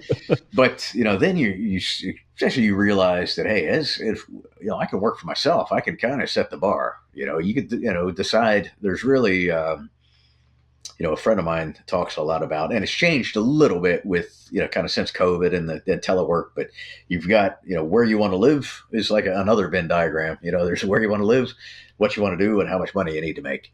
And, those three things you've got to decide on those. If you're adamant that you want to move home to your mom and dad, um, where they live maybe you may not need as much money, but you just it's not likely that unless you're working from home or doing some sort of sort of business, you're not going to make that a huge level of money. But if living close to them is your primary goal, then so be it. If you really, really have your heart set on a particular thing, then you've got to go. You've got to be willing to give up on one or two of those in order to get the one that's the most important. So, again, that comes back to figuring out your purpose. What is it that you want out of life? You want to be home every day by 4. You want to be able to pick up the kids. That's why I think so many people are kind of turning into entrepreneurism. Can be it can be depending on it can be a beast where you're working 23 hours a day to get everything done, or where you're working another job to allow you to kind of do the thing that you want to do, or it can be freeing when you're working from home and you have more flexibility in your schedule. So it really comes down to the private. You've got to it's funny at our priorities, right? I just was reading the other day that up until the 1900s, the word priority entered our language in the 1400s, and for over 300 years there was no pluralization of it. It was priority. There is what's your priority? There was one of them. Right. And, now we've kind of turned this into, hey, I've got all these priorities that I need to take care of. You've got to figure out what's the most important thing. And that's, a lesson that you learn over and over in the military. Keep the main thing the main thing. And, when you figure out what that is, what's the thing that's most important to you, then, you use the tenacity and the drive and dependability and determination, all the things that you developed in the military to, fucking go after it. Yes, sir. What was it that sparked the entrepreneurial bug in you and really pushed you into coaching and writing? I think the writing was a whole different beast. I really wanted to use the GI Bill that I had. When I went, I don't know if you had to pay for it. Did you have to pay the $100 a month for the first year? I did, yeah. I had Yeah, the Montgomery GI Bill, and yeah, then it switched yeah. to post 9/11. And funny story about that. My bonus when I came in the Army was Army College Fund money, and I think it was like $50,000. It was the most you could ever get. But there was a catch. I was like never going to touch that money unless I went to college, and I was pretty agnostic about college at 17 because I didn't. I had the grades to play sports in high school, and that was really about all I cared about. So I just like there was no monetary bonus attached to it. I knew I was going to have to go to college to use it. I tried to use TA when I first was a private, and I got the commander's signature on the form. I enrolled in the class. I bought the books. And then the same day I bought the books and started the first lesson, they pack your shit. You're going to NTC for a month. So I had to go back to the commander's office, like, hey, I need you to sign this withdrawal slip. He's like, what the fuck are you doing? I'm like, you signed this and now you're sending me to NTC. I can't finish this course. Like, there's just no way. So college was kind of always out for me until I got out and was in the transition hall. I was lost. I didn't know what else to do, so that's why I switched to post 9/11, and they fucked me out of the Army College Fund money too, because nobody has ever heard of it. Like, I called the education department, and I called them and I called them, and I sent them a copy of my contract where it says in there $50,000 Army College Fund money, and I still have not seen a dime of that. So yeah, that's my story with the Montgomery GI Bill. Now, I have exhausted my post 9/11 GI Bill. I used the VOC rehab program, great program, got my bachelor's, got my pilot's licenses out of it. So I don't have enough good things to say about that. I feel like I got my $1,200 worth out of it. But yeah, I did. Okay. Yeah, that listen, for me, I made the decision, when I was paying that $100 a month, I'm like, I will use every dime of this money. And I was able to get a bachelor's through tuition assistance. And so when I got out, I actually retired about a year before I would have been able to transfer it to my kids. So that wasn't on the table. So I was, said, hey, what's the a degree, master's degree that I can get without having to take any, like the GMAT, which is like the SATs for a master's degree. I did not trust myself with math or with anything else, and it was a liberal arts degree, and it wound up that it just happened to be mostly what they were offering was literature classes, and that kind of rekindled the a love of reading and writing. And so one of the professors there, as I was finishing up, said, hey, have you ever considered, some of your writing's pretty good. Have you ever considered applying to our uh, Master of Fine Arts writing program that we have? They're like, it's in the top like 5 in the country. I'm like, well, and it's very exclusive. It's like tough to get into. I'm like, yeah, they're never going to take me. And I had one essay that I had written for a class, and it wound up. It served kind of as the thing that got me the book deal. Really, was a story of a youngish kind of teenage kid that I shot in Najaf on a sniper mission. He was carrying a machine gun, so he deserved it. But it was something that it's kind of been in the back of my head for a lot of years. And based on the strength of that essay, they admitted me to the writing program, and I showed up. I think I was more scared walking into a classroom with 20 something English majors than I was walking the streets of freaking Baghdad, right? It was just a whole new level of complexity and a battlefield that I was absolutely ill suited to. Um, but I wound up becoming very close with a lot of them, learning so much from them.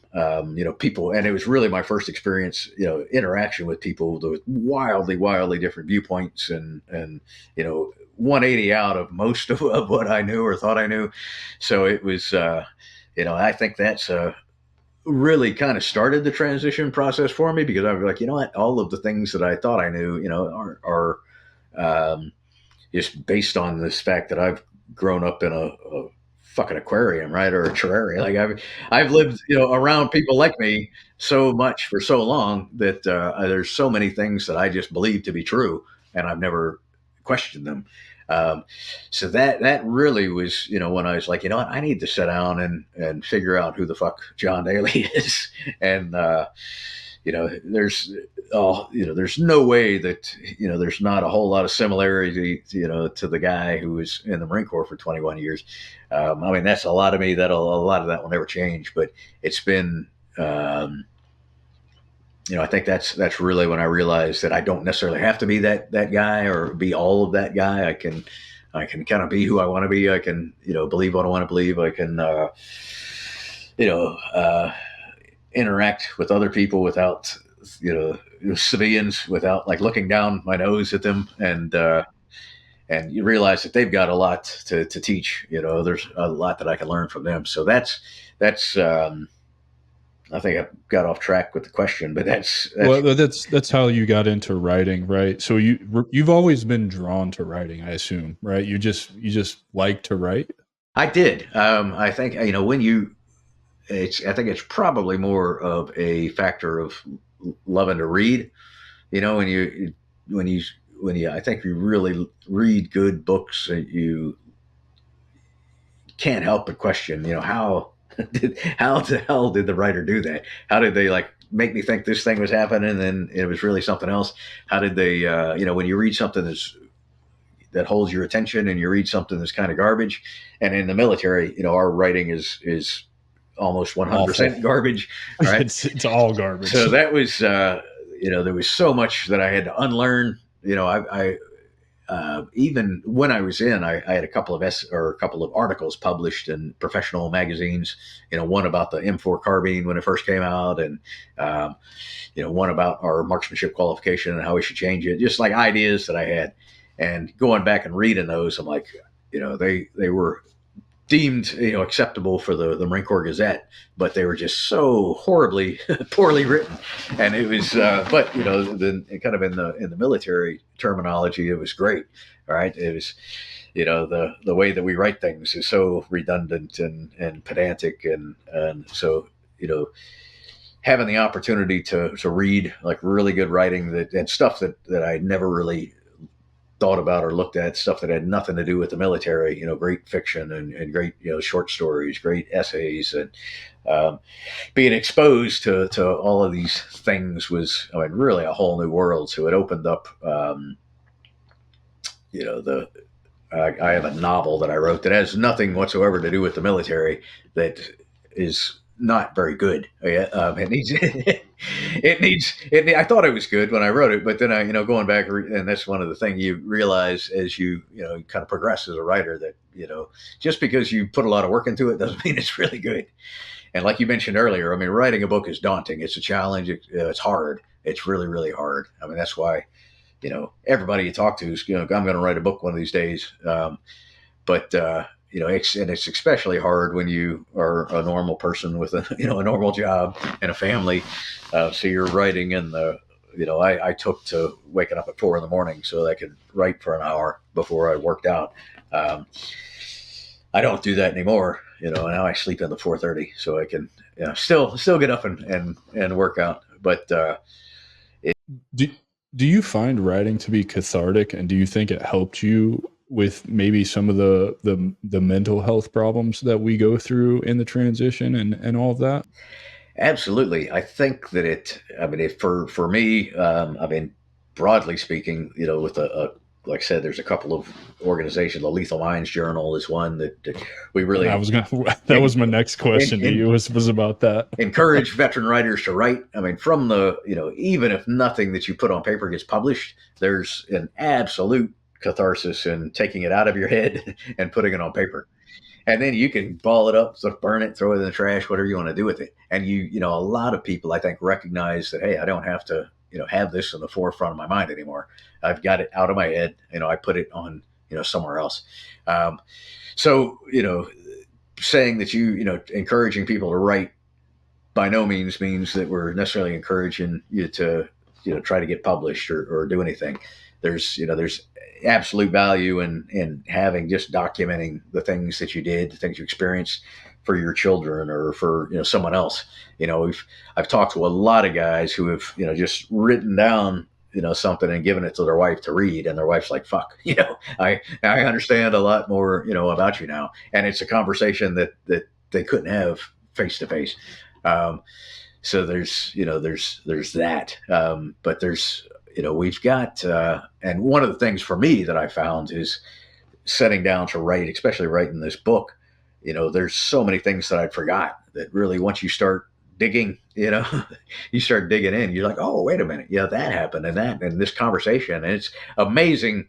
All of that information stays in your head, right? It's there. You just, it's piled over with extraneous crap. So once you start like unearthing it, the conversation that you had with somebody 10 years ago comes back like clear as day, or the funny thing that somebody did, or the thing that you compressed and compartmentalized and locked away, you're like, oh, wow. So I think it's, from that perspective, it's very, very healthy. From the idea of just getting it out, and kind of digging through the archives of all of the stuff that you packed away, from the perspective of just a historical record for someone else to read. And then, there's, like I said, with the Lethal Minds Journal, we'll have people that will work with the veterans, write something, if it's not polished, or it's bad, we'll go back and forth and work with them on it, and say, hey man, let's get this point. We will not quit on you, right? Let's get it to the point where we can publish it. And it's kind of cool to see, that's once that happens, you see something with your byline on it, your name on it in a magazine. I mean, that's a pretty awesome feeling. Yeah, you need to get your boy Aaron on that. He is such a gifted writer. I've had the privilege of reading some of his stuff since our trip to Peru. He was my roommate down in Peru, and man, I know that guy. He reads. I think that's really all he does is read. Like, he's got this gorgeous bookshelf full of just off the wall books that you probably never even heard of. But he is such a gifted writer, and it's just funny to see that parallel between both of you kind of going the same path and being writers. And then also, you're doing the Lethal Minds Journal. You've got what is it? Ruck the Fuck Up. I think that one's probably pretty cool. And my point with the writing is, not only is it like a modality for therapy, right? Like, in the holistic healing space, journaling, I don't really like to call it journaling, but it's you're writing just in general, just sitting down, and even 25 minutes, it's so therapeutic, and it can do so much for you. I choose to do voice notes mainly because I can't read my own handwriting. I write in what I call printsive. It's a combination of print and cursive. I don't even think they teach cursive anymore, but I have like my grandmother's handwriting. I could never read her handwriting either, but voice notes is how I get my stuff out, and I can then take those and transcribe them or whatever. But there's also another element to writing. With newsletters, people don't understand, in an email list, for every dollar you invest into it right now, it's between $37 and $42 ROI that you get back. So you can actually create a business from just writing a newsletter, as long as you're willing to put in the work to build an audience that's going to read it. And so I assume that's probably what you're doing with Lethal Minds and Ruck the Fuck Up and some of your other. So Lethal Minds isn't mine. I work with them as a volunteer with them as an editor. I have it's called Walking Point. It's my Substack, and then Ruck the Fuck Up. Started with Walking Point, and that's really just, there's so much of what we do in the military that translates into life, just analogies of being on a patrol and life as a patrol, navigation, finding your way and finding your purpose and all of these things. So I just try to kind of tell little stories that hopefully people find useful.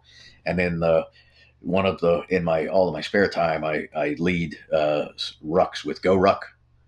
And I'm just a huge believer in being a tough, rugged bastard and having a hard back and a strong back and hard feet. And, one of the best ways to do that, and one of the ways I do, a couple of times a week, is throw a heavy ruck on and go. And that, one, it's opportunity to think. It's kind of meditative, certainly. And it keeps you in shape.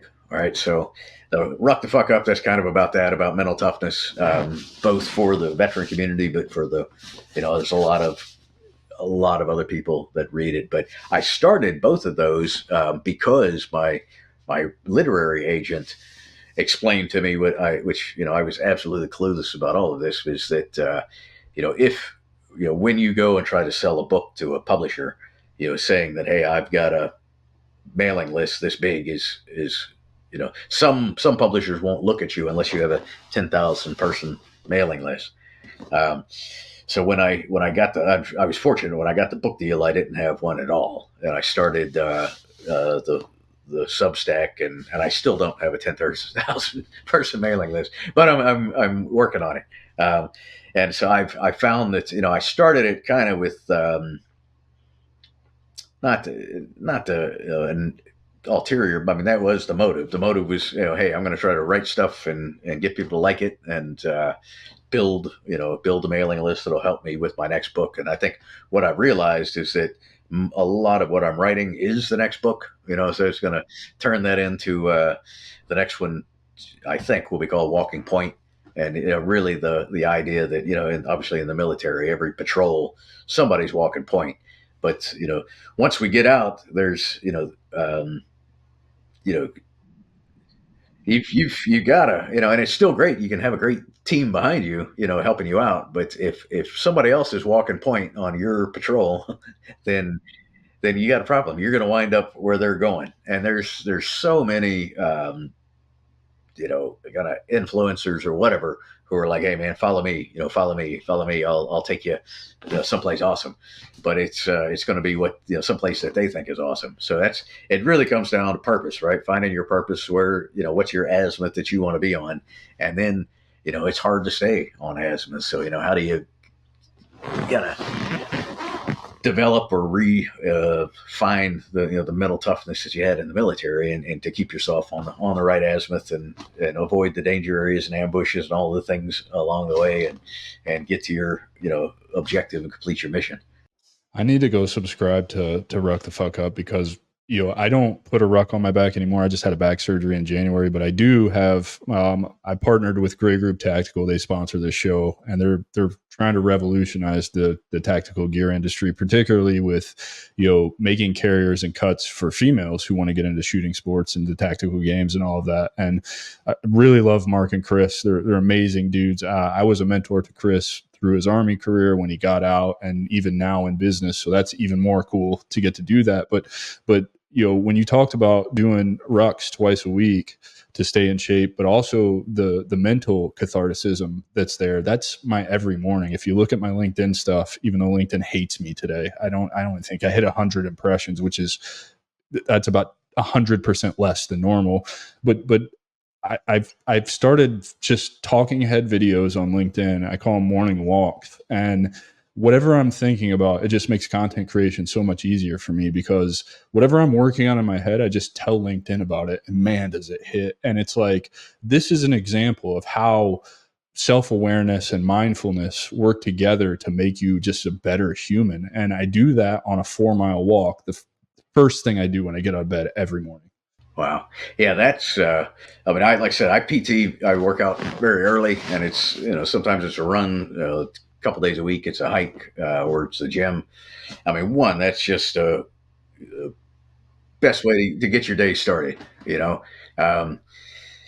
I start off by reading some, doing a little bit of writing, and then go into that. And, my day's pretty big success if I've hit those 3 wickets, read a little bit, wrote a little bit, and got sweaty, and I found that when I retired, I was looking back now, I kind of recognized that I was looking for something that I had lost, and by not doing all the hard things. So I took up ultra marathon running, and like in a big way. I started running 100-mile races, and running. Okay, Goggins, slow down. not as fast as Goggins, but I got into that, and that started taking a toll on me, and trying to write, it's very time consuming. If you're running 50, 60 miles a week, that's a huge chunk of time. So I cut that down, and but then started rucking, and I feel like I can think a lot better when I'm moving at 4 miles an hour rather than trying to maintain like 6 to 8 or something. So like you said, I'll come back with tons of voice notes on the phone of thoughts that I've had. It's and it I found that it also, you're trained, especially if you're an infantry guy, that when you walk you look down, right? You're looking out for, especially if you're a point man. Like I was, in my formative years as a young guy, I was a point man. I mean, you're looking for tripwires, booby traps, ambush, all of these things. Being able to go for a walk and just like actually look up at the and everything that's around you, the birds and the trees, and is I find it incredibly, like, I'm not really good at, and I wish I was, but sitting down cross-legged meditation. I try to make myself do it, but I find it incredibly, therapeutic and meditative to go. I've got a spot, a little state park that's just a few miles from my house that I'll drive to every Sunday morning. And I don't, if I've been in town, I haven't missed a Sunday in like 3 or 4 years, walking the exact same loop. Same thing, man. Every morning I can either go out of my neighborhood, I go left one morning and I go right the next morning, and the turnaround point is like right at 2.35 miles, and then we're back to the house within the hour, like you said, at 4 miles an hour. And meditation, for those listening, it's not just the typical what John just described, like sitting cross-legged quiet in a room with your hands on your knees and your eyes closed. Like, meditation is very much walking outside in nature, listening, being in tune with the sounds that you're hearing. Take your damn headphones out every now and again. I'm not saying you have to do it every day, but listen to the birds, listen to the leaves fall, listen to your dog's feet if you choose to walk with your dogs. And you'd be amazed like how therapeutic it really is. It's huge. I mean, it's being intentional, right? And you can wash dishes and meditate. There's a Buddhist monk that wrote about that. Like, just hey, washing the dishes, it might take him an hour, but he's thinking about the plate, thinking about the guy who made the plate, thinking about just anytime you can focus your thoughts, because especially now we're bombarded with so much bullshit. And one of the books I read recently called Peak Mind. I forget the Ashi something, this guy's name. And it's like scientifically like 12 minutes. 12 minutes is, provides the biggest bang for your buck. It's like the 80-20 principle. You get the most benefit at 12 minutes. And I think the thing that, for somebody that's new to it, I mean, 12 minutes, you set a timer for 12 minutes, close your eyes. It's a long time. You're gonna open your eyes and realize you have 11 and a half left, and then 11:15, and you're like, what the fuck? But I will get myself up to that point, and then I'll kind of fall off. But one of the things they talk about in that book is like people think that meditation means I shut off all of my thoughts and I'm like staring at a blank wall, and that's it's more close to, there's a giant river, running in front of you, and there's shit floating down that river. The goal is not to just get rid of the shit. The goal is to just let it go. Recognize it, that hey, oh shit, I've got to feed the dog. All right, I'll deal with that in 12 minutes. The take out the trash. All of the shit that's in your head. Let it move along, and that's I think that's one of the reasons that people have such a tough time, and I did have a tough time with meditation, is because there's this expectation that you're just instantly, a Shaolin fucking monk or whatever, and that's probably never the case. No, I don't know if you have Netflix. For those listening, Scotty Schneider we just released his episode 2 weeks ago. He's a medicine man. He lives down in Colombia. I had the pleasure of doing an interview with him, and he has become very much a mentor in the plant medicine space to me. But he recommended this show called The Midnight Gospel, and I think it's written by Duncan Trussell, who's a comedian. But if you really want to hear the best kind of theory on how you should meditate, go to Netflix. There's only one season of it. The very last episode. Now, mind you, if you're not into heady shit, or you don't participate in cannabis, or you don't believe in plant medicine, or you've never had a psychedelic experience, the visuals are going to be weird to you. So maybe just listen to the episode. But he's having a conversation with his mom. And this episode, man, this one hit me right in the feels, but she explains meditation in one of the best ways I've ever heard it explained. And she presents it in a way so it's palatable for people like yourself who have had trouble with, the traditional sitting down kind of meditation. So I would encourage you, if you just take the 25 or 30 minutes to watch the episode, it's really, really good, and it's really, really informative about meditation. And so my gift to you, if you have some time, sit down and watch that episode of the Midnight Gospel. I want to talk about some of the challenges you've overcome in your post-military career, specifically dealing with imposter syndrome. And you talked about it a little bit earlier, right? Imposter syndrome is not necessarily a bad thing. You got the two assholes sitting on your shoulder, just don't let them drive the car.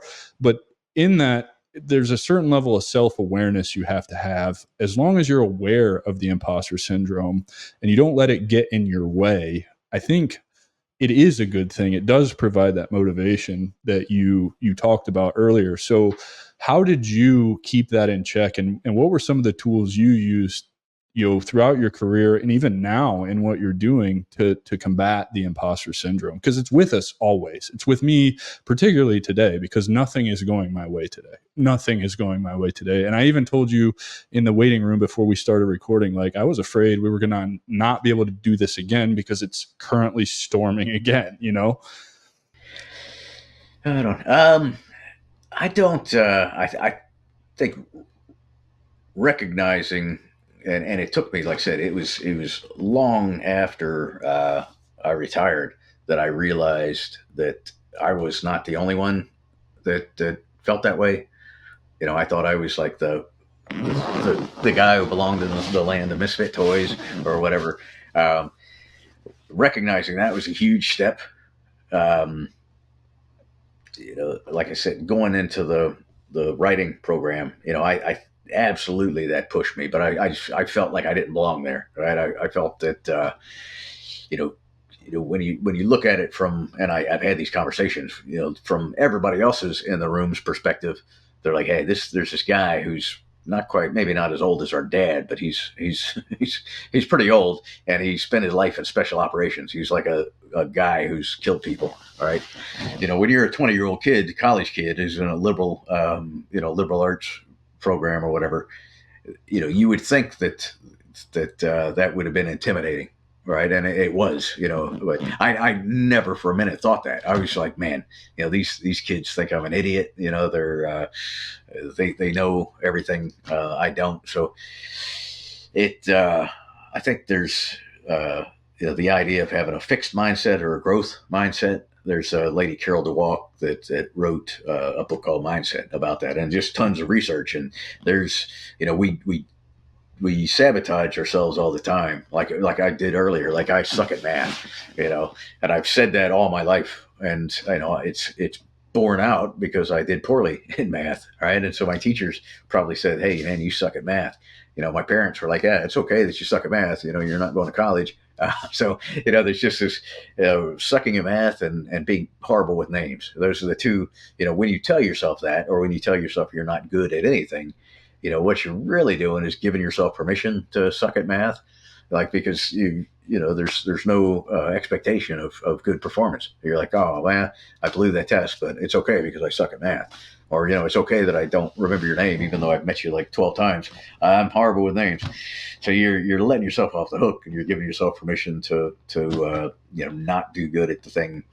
So what Carol DeWalk, her research centered around the idea of people that have this fixed mindset. If you're a kid and you're led to believe, or you lead yourself to believe that you're bad at something, then you're going to be bad at it.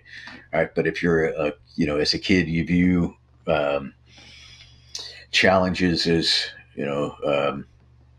or adversity as a challenge to be overcome rather than like a roadblock to stop you, then you're going to be more successful. So I think, I had the good fortune of growing up, like other than the math thing, with a family that was pretty supportive, and I really like believed that I could achieve anything that I worked really hard at and put my mind to. So I think imposter syndrome for me was this thing like always pushing me forward. And so I think it was beneficial. And I think it really is up to the individual to, you might have to make a shift, if you were grown up a certain way or you were led to believe that you're not good enough for things. It's just got to shift from, hey, I'm not good enough to, fuck you. If you think I'm not good enough, I'll show you, I love your explanation for this. It brings me back to episode 4 of the Midnight Gospel. I don't know how he wrote this show, but basically I think what it is it's a podcast that he did just talking to people he's interested in and then put some really crazy visuals to it and kind of created a story out of it. I really like it, but I'm a weirdo. And so, but in episode 4, he sits down with, I can't remember the name off the top of my head, but he's a man from Arkansas. He ended up getting convicted, spent some time on death row, spent some more time in prison, basically 18 total years in prison. And he practices ceremonial magic. Like that's his whole life now. But he talks about giving power to things with words. So the example he gives in that episode is if we don't have to lie about being sick. And, oftentimes we do lie about being sick, right? Like, no, I'm not sick, right? Or yeah, I'm sick as fuck or whatever it is. But when you do that, like if somebody asks you how you're doing and you're sick, if you just tell them you're getting better every minute, you're giving power to healing and not power to the sickness. And I think your explanation kind of captures that, right? You didn't give power to the imposter syndrome. You used it as a challenge to overcome. This is adversity. And I know that I can overcome adversity because I've done it a million times throughout my career. This is just another one of those stepping stones I have to get through. And I think that's a great explanation. Yeah, and that's another reason why I'm a huge fan of rucking, right? I don't care who you are. You put 20, 30 pounds, you put a heavy weight on your back that you're not accustomed to, and you start walking. And, very, very quickly, your feet are going to hurt, your shoulders are going to hurt, you're going to not want to do it. But if you say, you know what, screw this, I'm going whatever, 4 miles or 6 miles or whatever, when you finish that, and you've gone farther than you thought that you could go, then, the analogy I use is, it's like you're digging, you've dug this well, all right, of mental toughness, of mental reserve. And the next time you come back to it, there's going to be water there. Right. The next time you get to 4 miles, you're going to be like, there's still water in the well. And it's, now I'm going to go 6 miles. And at 6 miles, the well's empty and, you're clawing at the ground to try to get some water. But when you come back and the more we do hard things, I think it absolutely translates from, physical hard things to mental hard things. One of when I coach people that now run ultra marathons, one of the workouts that I like kind of demand that they do is go, normal workouts all week, go to work on Friday, come home, eat dinner, kick your feet up, watch TV, drink a beer. And then, when the sun goes down, put on your running shoes and go all fucking night long, because, you don't have to go fast. There's walking, but, when you run a long distance race, a 100-mile race, you've got to run all night. And the thing that you learn when you do that is that you can do that, right? You learn that the sun will come up, and it's an amazing thing when the sun comes up and you've experienced it being in the field, being super, dog tired or whatever in combat. Sun comes up, the heat tab, we'd call it, comes up, then, your morale goes up, right? It's like a new life is breathed into you. It's a whole new, and that's, that has to do with the, it's just a thing that happens. But, you realize that, hey man, I can go all freaking night and I can, still be there the next morning. Then that's a pretty powerful thing, that, hey, no matter how dark the night gets, the sun's going to come up and I'm going to fucking be there to see it. And, so I think, that's something that I, had ample opportunity to experience, in the military, through multiple nights, in combat or in training patrols. But it's something that's valuable as a training tool for ultra marathoners, but I think it's something that's valuable for anybody to do that. And it's kind of the certainly the metaphor part of it that no matter how dark the night gets, it's like darkest before the sun up. And when it comes up, it's a whole new day, and it's time to get it on again. Yeah, brother. How do you envision the future of your work impacting veterans' lives and the veteran community as a whole?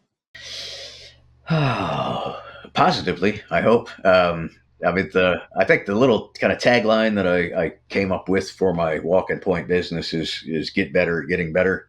And I think that there's as veterans, all of us have so much to offer. I think there's the segment of the veteran population that gets out and doesn't believe that. They're scuffling. They have the imposter syndrome. They don't know what's ahead for them. There's not sure that they have the right path, so they don't take any path. And then They're just wallowing in self-pity. Yeah, there's that. You're either kind of talking about the good old days, or you're just you're frozen, almost frozen in time, basically, right? It's the same as the. I remember coming home from boot camp and actually having been in the military a couple of years and going to the Hardee's that everybody hung out with at. It's late at night and I go there because I just got into town and my parents are asleep, and running into some folks that I went to high school with. And there's high school kids like cruising the parking lot, and there's this guy who's trying to get with some high school chick, and he was a big man on campus. In high school he was a football player. It was great, but he was stuck, right? And I think a lot of veterans do that. They get hey, this was the best time of my life. I don't want to let go of it. I'm afraid that there's imposter syndrome that I don't have anything to offer. There's the fear that it's the best of your life has passed you by, and so there's absolutely that cohort there that needs to put themselves out there, and then there's the other group, and smaller probably, but more vocal, that think that they're entitled to something. The bro vets that I call them, that I like that. think that hey, I'm gonna line up and get my everybody needs to be giving me free lunch or free this or that because I served my country, I fought, or I didn't. I was in the military, and that's that's a shame too, because if you will always be a better person for the time that you're in the military. But the sooner you realize that nobody owes you a damn thing, the better off you'll be. The sooner you realize that, hey, I can still become a contributing citizen, member of society. I can find another purpose, right, to get after. And maybe that's, continuing to work with veterans, finding some way to stay involved in the community. And I absolutely encourage everybody to, find some way to stay plugged into the veteran community. But you also, realize that, most of the states, most of our fellow citizens, appreciate, while they appreciate our service, they expect, hey, now we've joined them, we're going to become a productive member of society. And like I said, I learned the lesson that we've got a lot to learn from people that have never served. And that, if we think that the 4 years or 20 years that you did is, more valuable than the guy who was, fixing cars for 20 years, or teaching your children for 20 years, or, building houses, or doing whatever, growing the food that we eat, there's, like any unit, the country doesn't work unless everybody's doing their job. And, the sooner we realize that, hey, I did this thing, for a while, and it's a huge part of me, and it will never not be a part of me, but, what's next?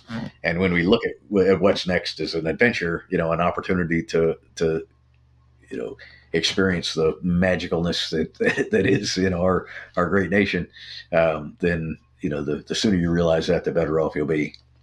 Yeah, man. There's so much to experience out here. It's beyond your wildest dreams when you just get out of your own way. The opportunity that's been presented to me just from starting this show, it has been incredible. It's been awesome. And I could have never imagined, living a life like this, just getting to have conversations with guys like you, like this is so much fun. And, you know, I didn't for a long time. I was that guy. I wasn't the entitled one, but I was the one that just wasn't moving forward. I was letting my service define who I was because I refused to look inside and figure out who I was. And, that's the important part here. In order to get out of whatever spot you're in as a veteran, wherever you're at, you got to look inside and figure out who you are because you're not who you think you are, Yeah, yeah, and and once you do, and once you start, pick your head up, and start looking around a little bit, you realize that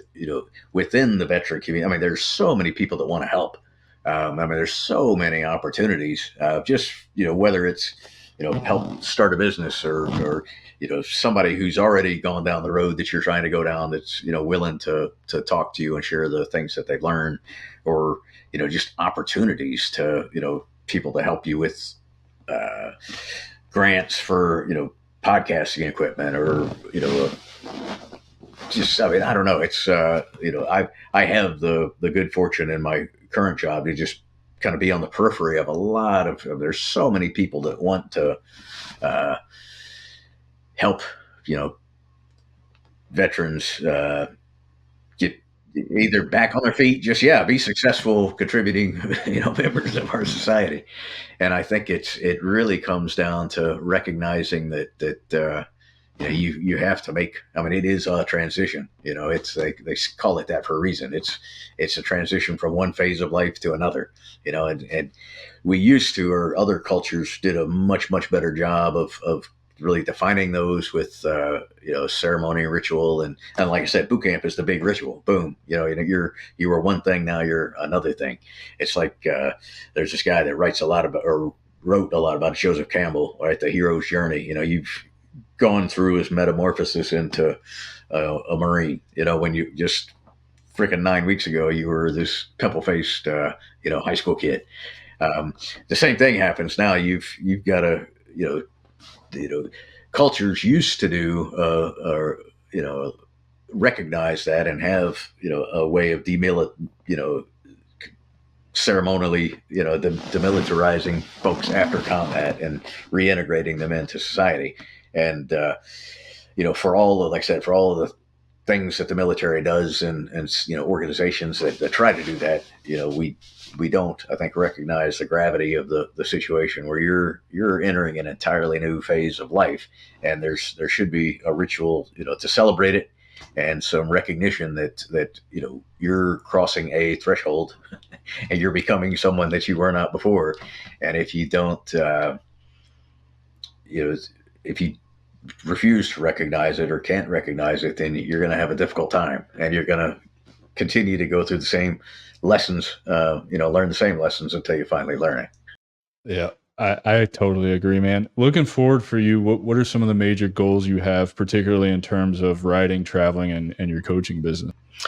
Wow. At some point I'll leave my full-time job working with Marine Raiders, and it'll be a sad day when I do, but I'm absolutely convinced that they don't need me anymore for a long time. That was a part of it, that they really need me. They won't be successful without me, and that's it's been quite a few years that I've realized that's not the case. There's now I need them. But as I start to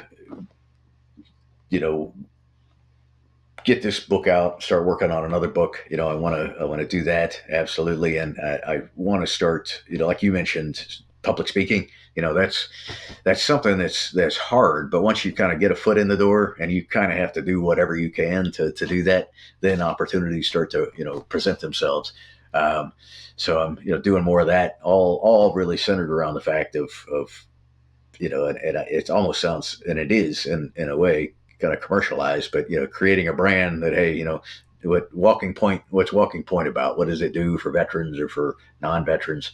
And it's really, like I said, about helping people get better, getting better, and just taking the lessons that I've been fortunate enough to learn over, a 21-year career, and now 17 years as a servant, of the government, and having the opportunity to work with some of our nation's finest, right? Taking all those lessons and distilling them into things that can help other people succeed and kind of be the best thems they can be. Hell yeah, brother. Do you think you just said it'd be a sad day when you have to leave the Raiders in your current job? Do you think that that will be as big of an issue as far as the transition goes? Do you think that's going to bring some things up, or do you think that you're fully prepared to handle that now? I don't know about fully, but I do think that I've had the benefit of a pretty long glide path that it's been coming for a while. Um, so I know I'll miss it. The minute I leave the gate for the last time and turn in my badge, when I know they're not going to let me back in without an invite, then yeah, that will be hard. But it'll also be. I mean, I think that's one thing we've got is the choice to view every new day as a new opportunity. Um, like you mentioned, traveling. My wife and I really love to travel. Now that the kids are out of the house, we've got a little more ability to do so. So seeing as much of the world as possible and all of the cool shit that's in it. You know, I'm a huge believer in that. Hell yeah. Tell everybody how they can find you, connect with you, buy your book, work with Walking Point if they want to do that, all that good stuff, socials, whatever. I know you're on LinkedIn. I see you every now and again on there. I don't do many other social medias. I'm a bad business owner. I'm getting there, but I'm by myself. So Yeah, it's hard. I'm trying to learn the social media game.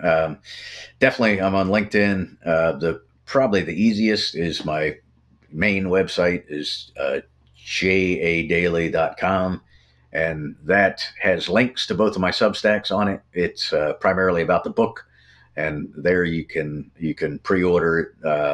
You can get a hold of me on there, and then I have another website, walkingpoint.org, that's kind of specific to the coaching, to the kind of corporate stuff. So if a one-on-one coach is what I like doing, what I prefer doing is, and I have significant discounts for veterans or first responders, teachers, pretty much anybody that you know, yeah, anybody that wants it. Especially if you're really interested in, I want to work with people that really want to get better. So, if somebody that you know, isn't willing to do the work, then I'm not going to be able to help you. I'm not interested in it. But people that are just need somebody to not walk in front of them, but kind of walk behind them and help show the way a little bit. That's what I enjoy doing, and so walkingpoint.org. I'm there, and I'm Twitter. I can't really figure that out. I'm trying to. I don't understand it. Instagram, I like looking at the things. I do some stuff on that, and I've recently started, which makes me sound like a 12-year-old girl, but TikTok, right? Similar to the videos, right? I think it's a good place to for kind of quick videos, either doing book reviews, and I've only done it a couple times, but talking about books or talking about just quick kind of blurbs.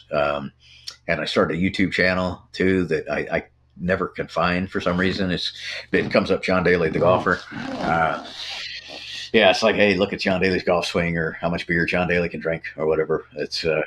But I think if you look on YouTube at John Dailey Walking Point, you'll eventually find me. So I do usually a Sunday, what I call my Sunday ruck rant, where I'm out on a ruck, and it's not really a rant so much, but it's just something I'm thinking about, similar to your posts. it's kind of fun to do, isn't it? It is, and it's something that, man, it took me. That was something. The imposter syndrome kicked in. I'm like, this is not good enough to.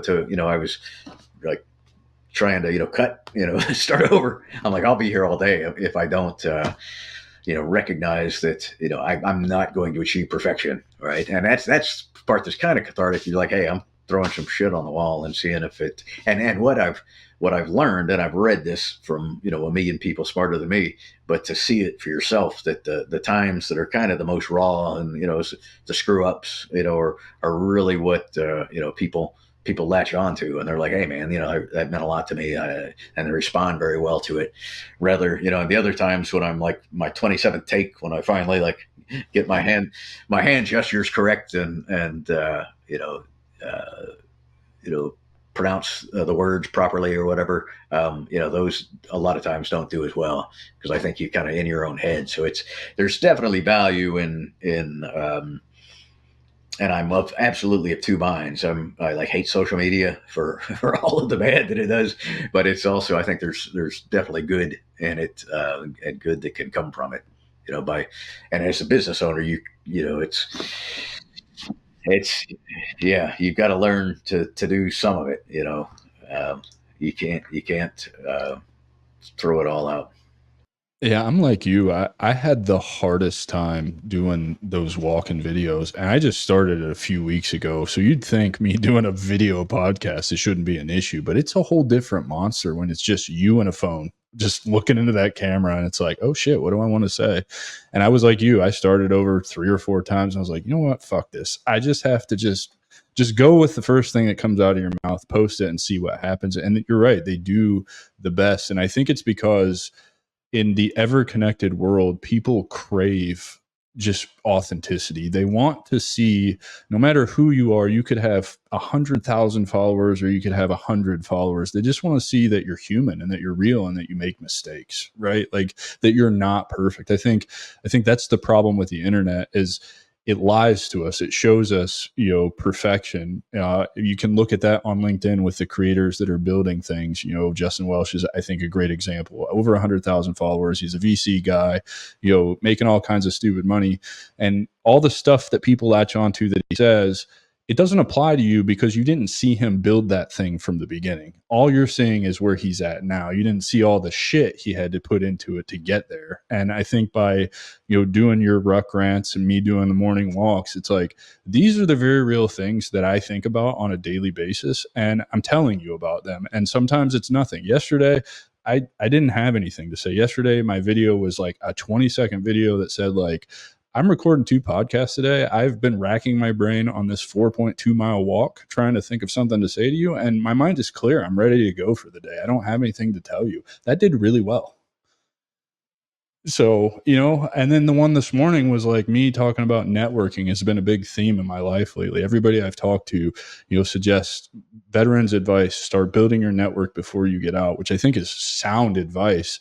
And so I put out a thing this morning. My video this morning was about, networking's at the front of my mind, having conversations with people about networking. What if I was to do a LinkedIn Live every morning on my walk where we could talk about whatever you want while we're on that walk, and we'll just put it out to the internet and see what happens? And LinkedIn has crushed it. They will not show it to anybody. So I'm like, I can't figure it out, but I'm just going to keep doing it because that's what it takes to be successful. If you're just consistent and you keep doing it and you stop worrying about how awkward it is, it doesn't matter. You'll get to where you're going.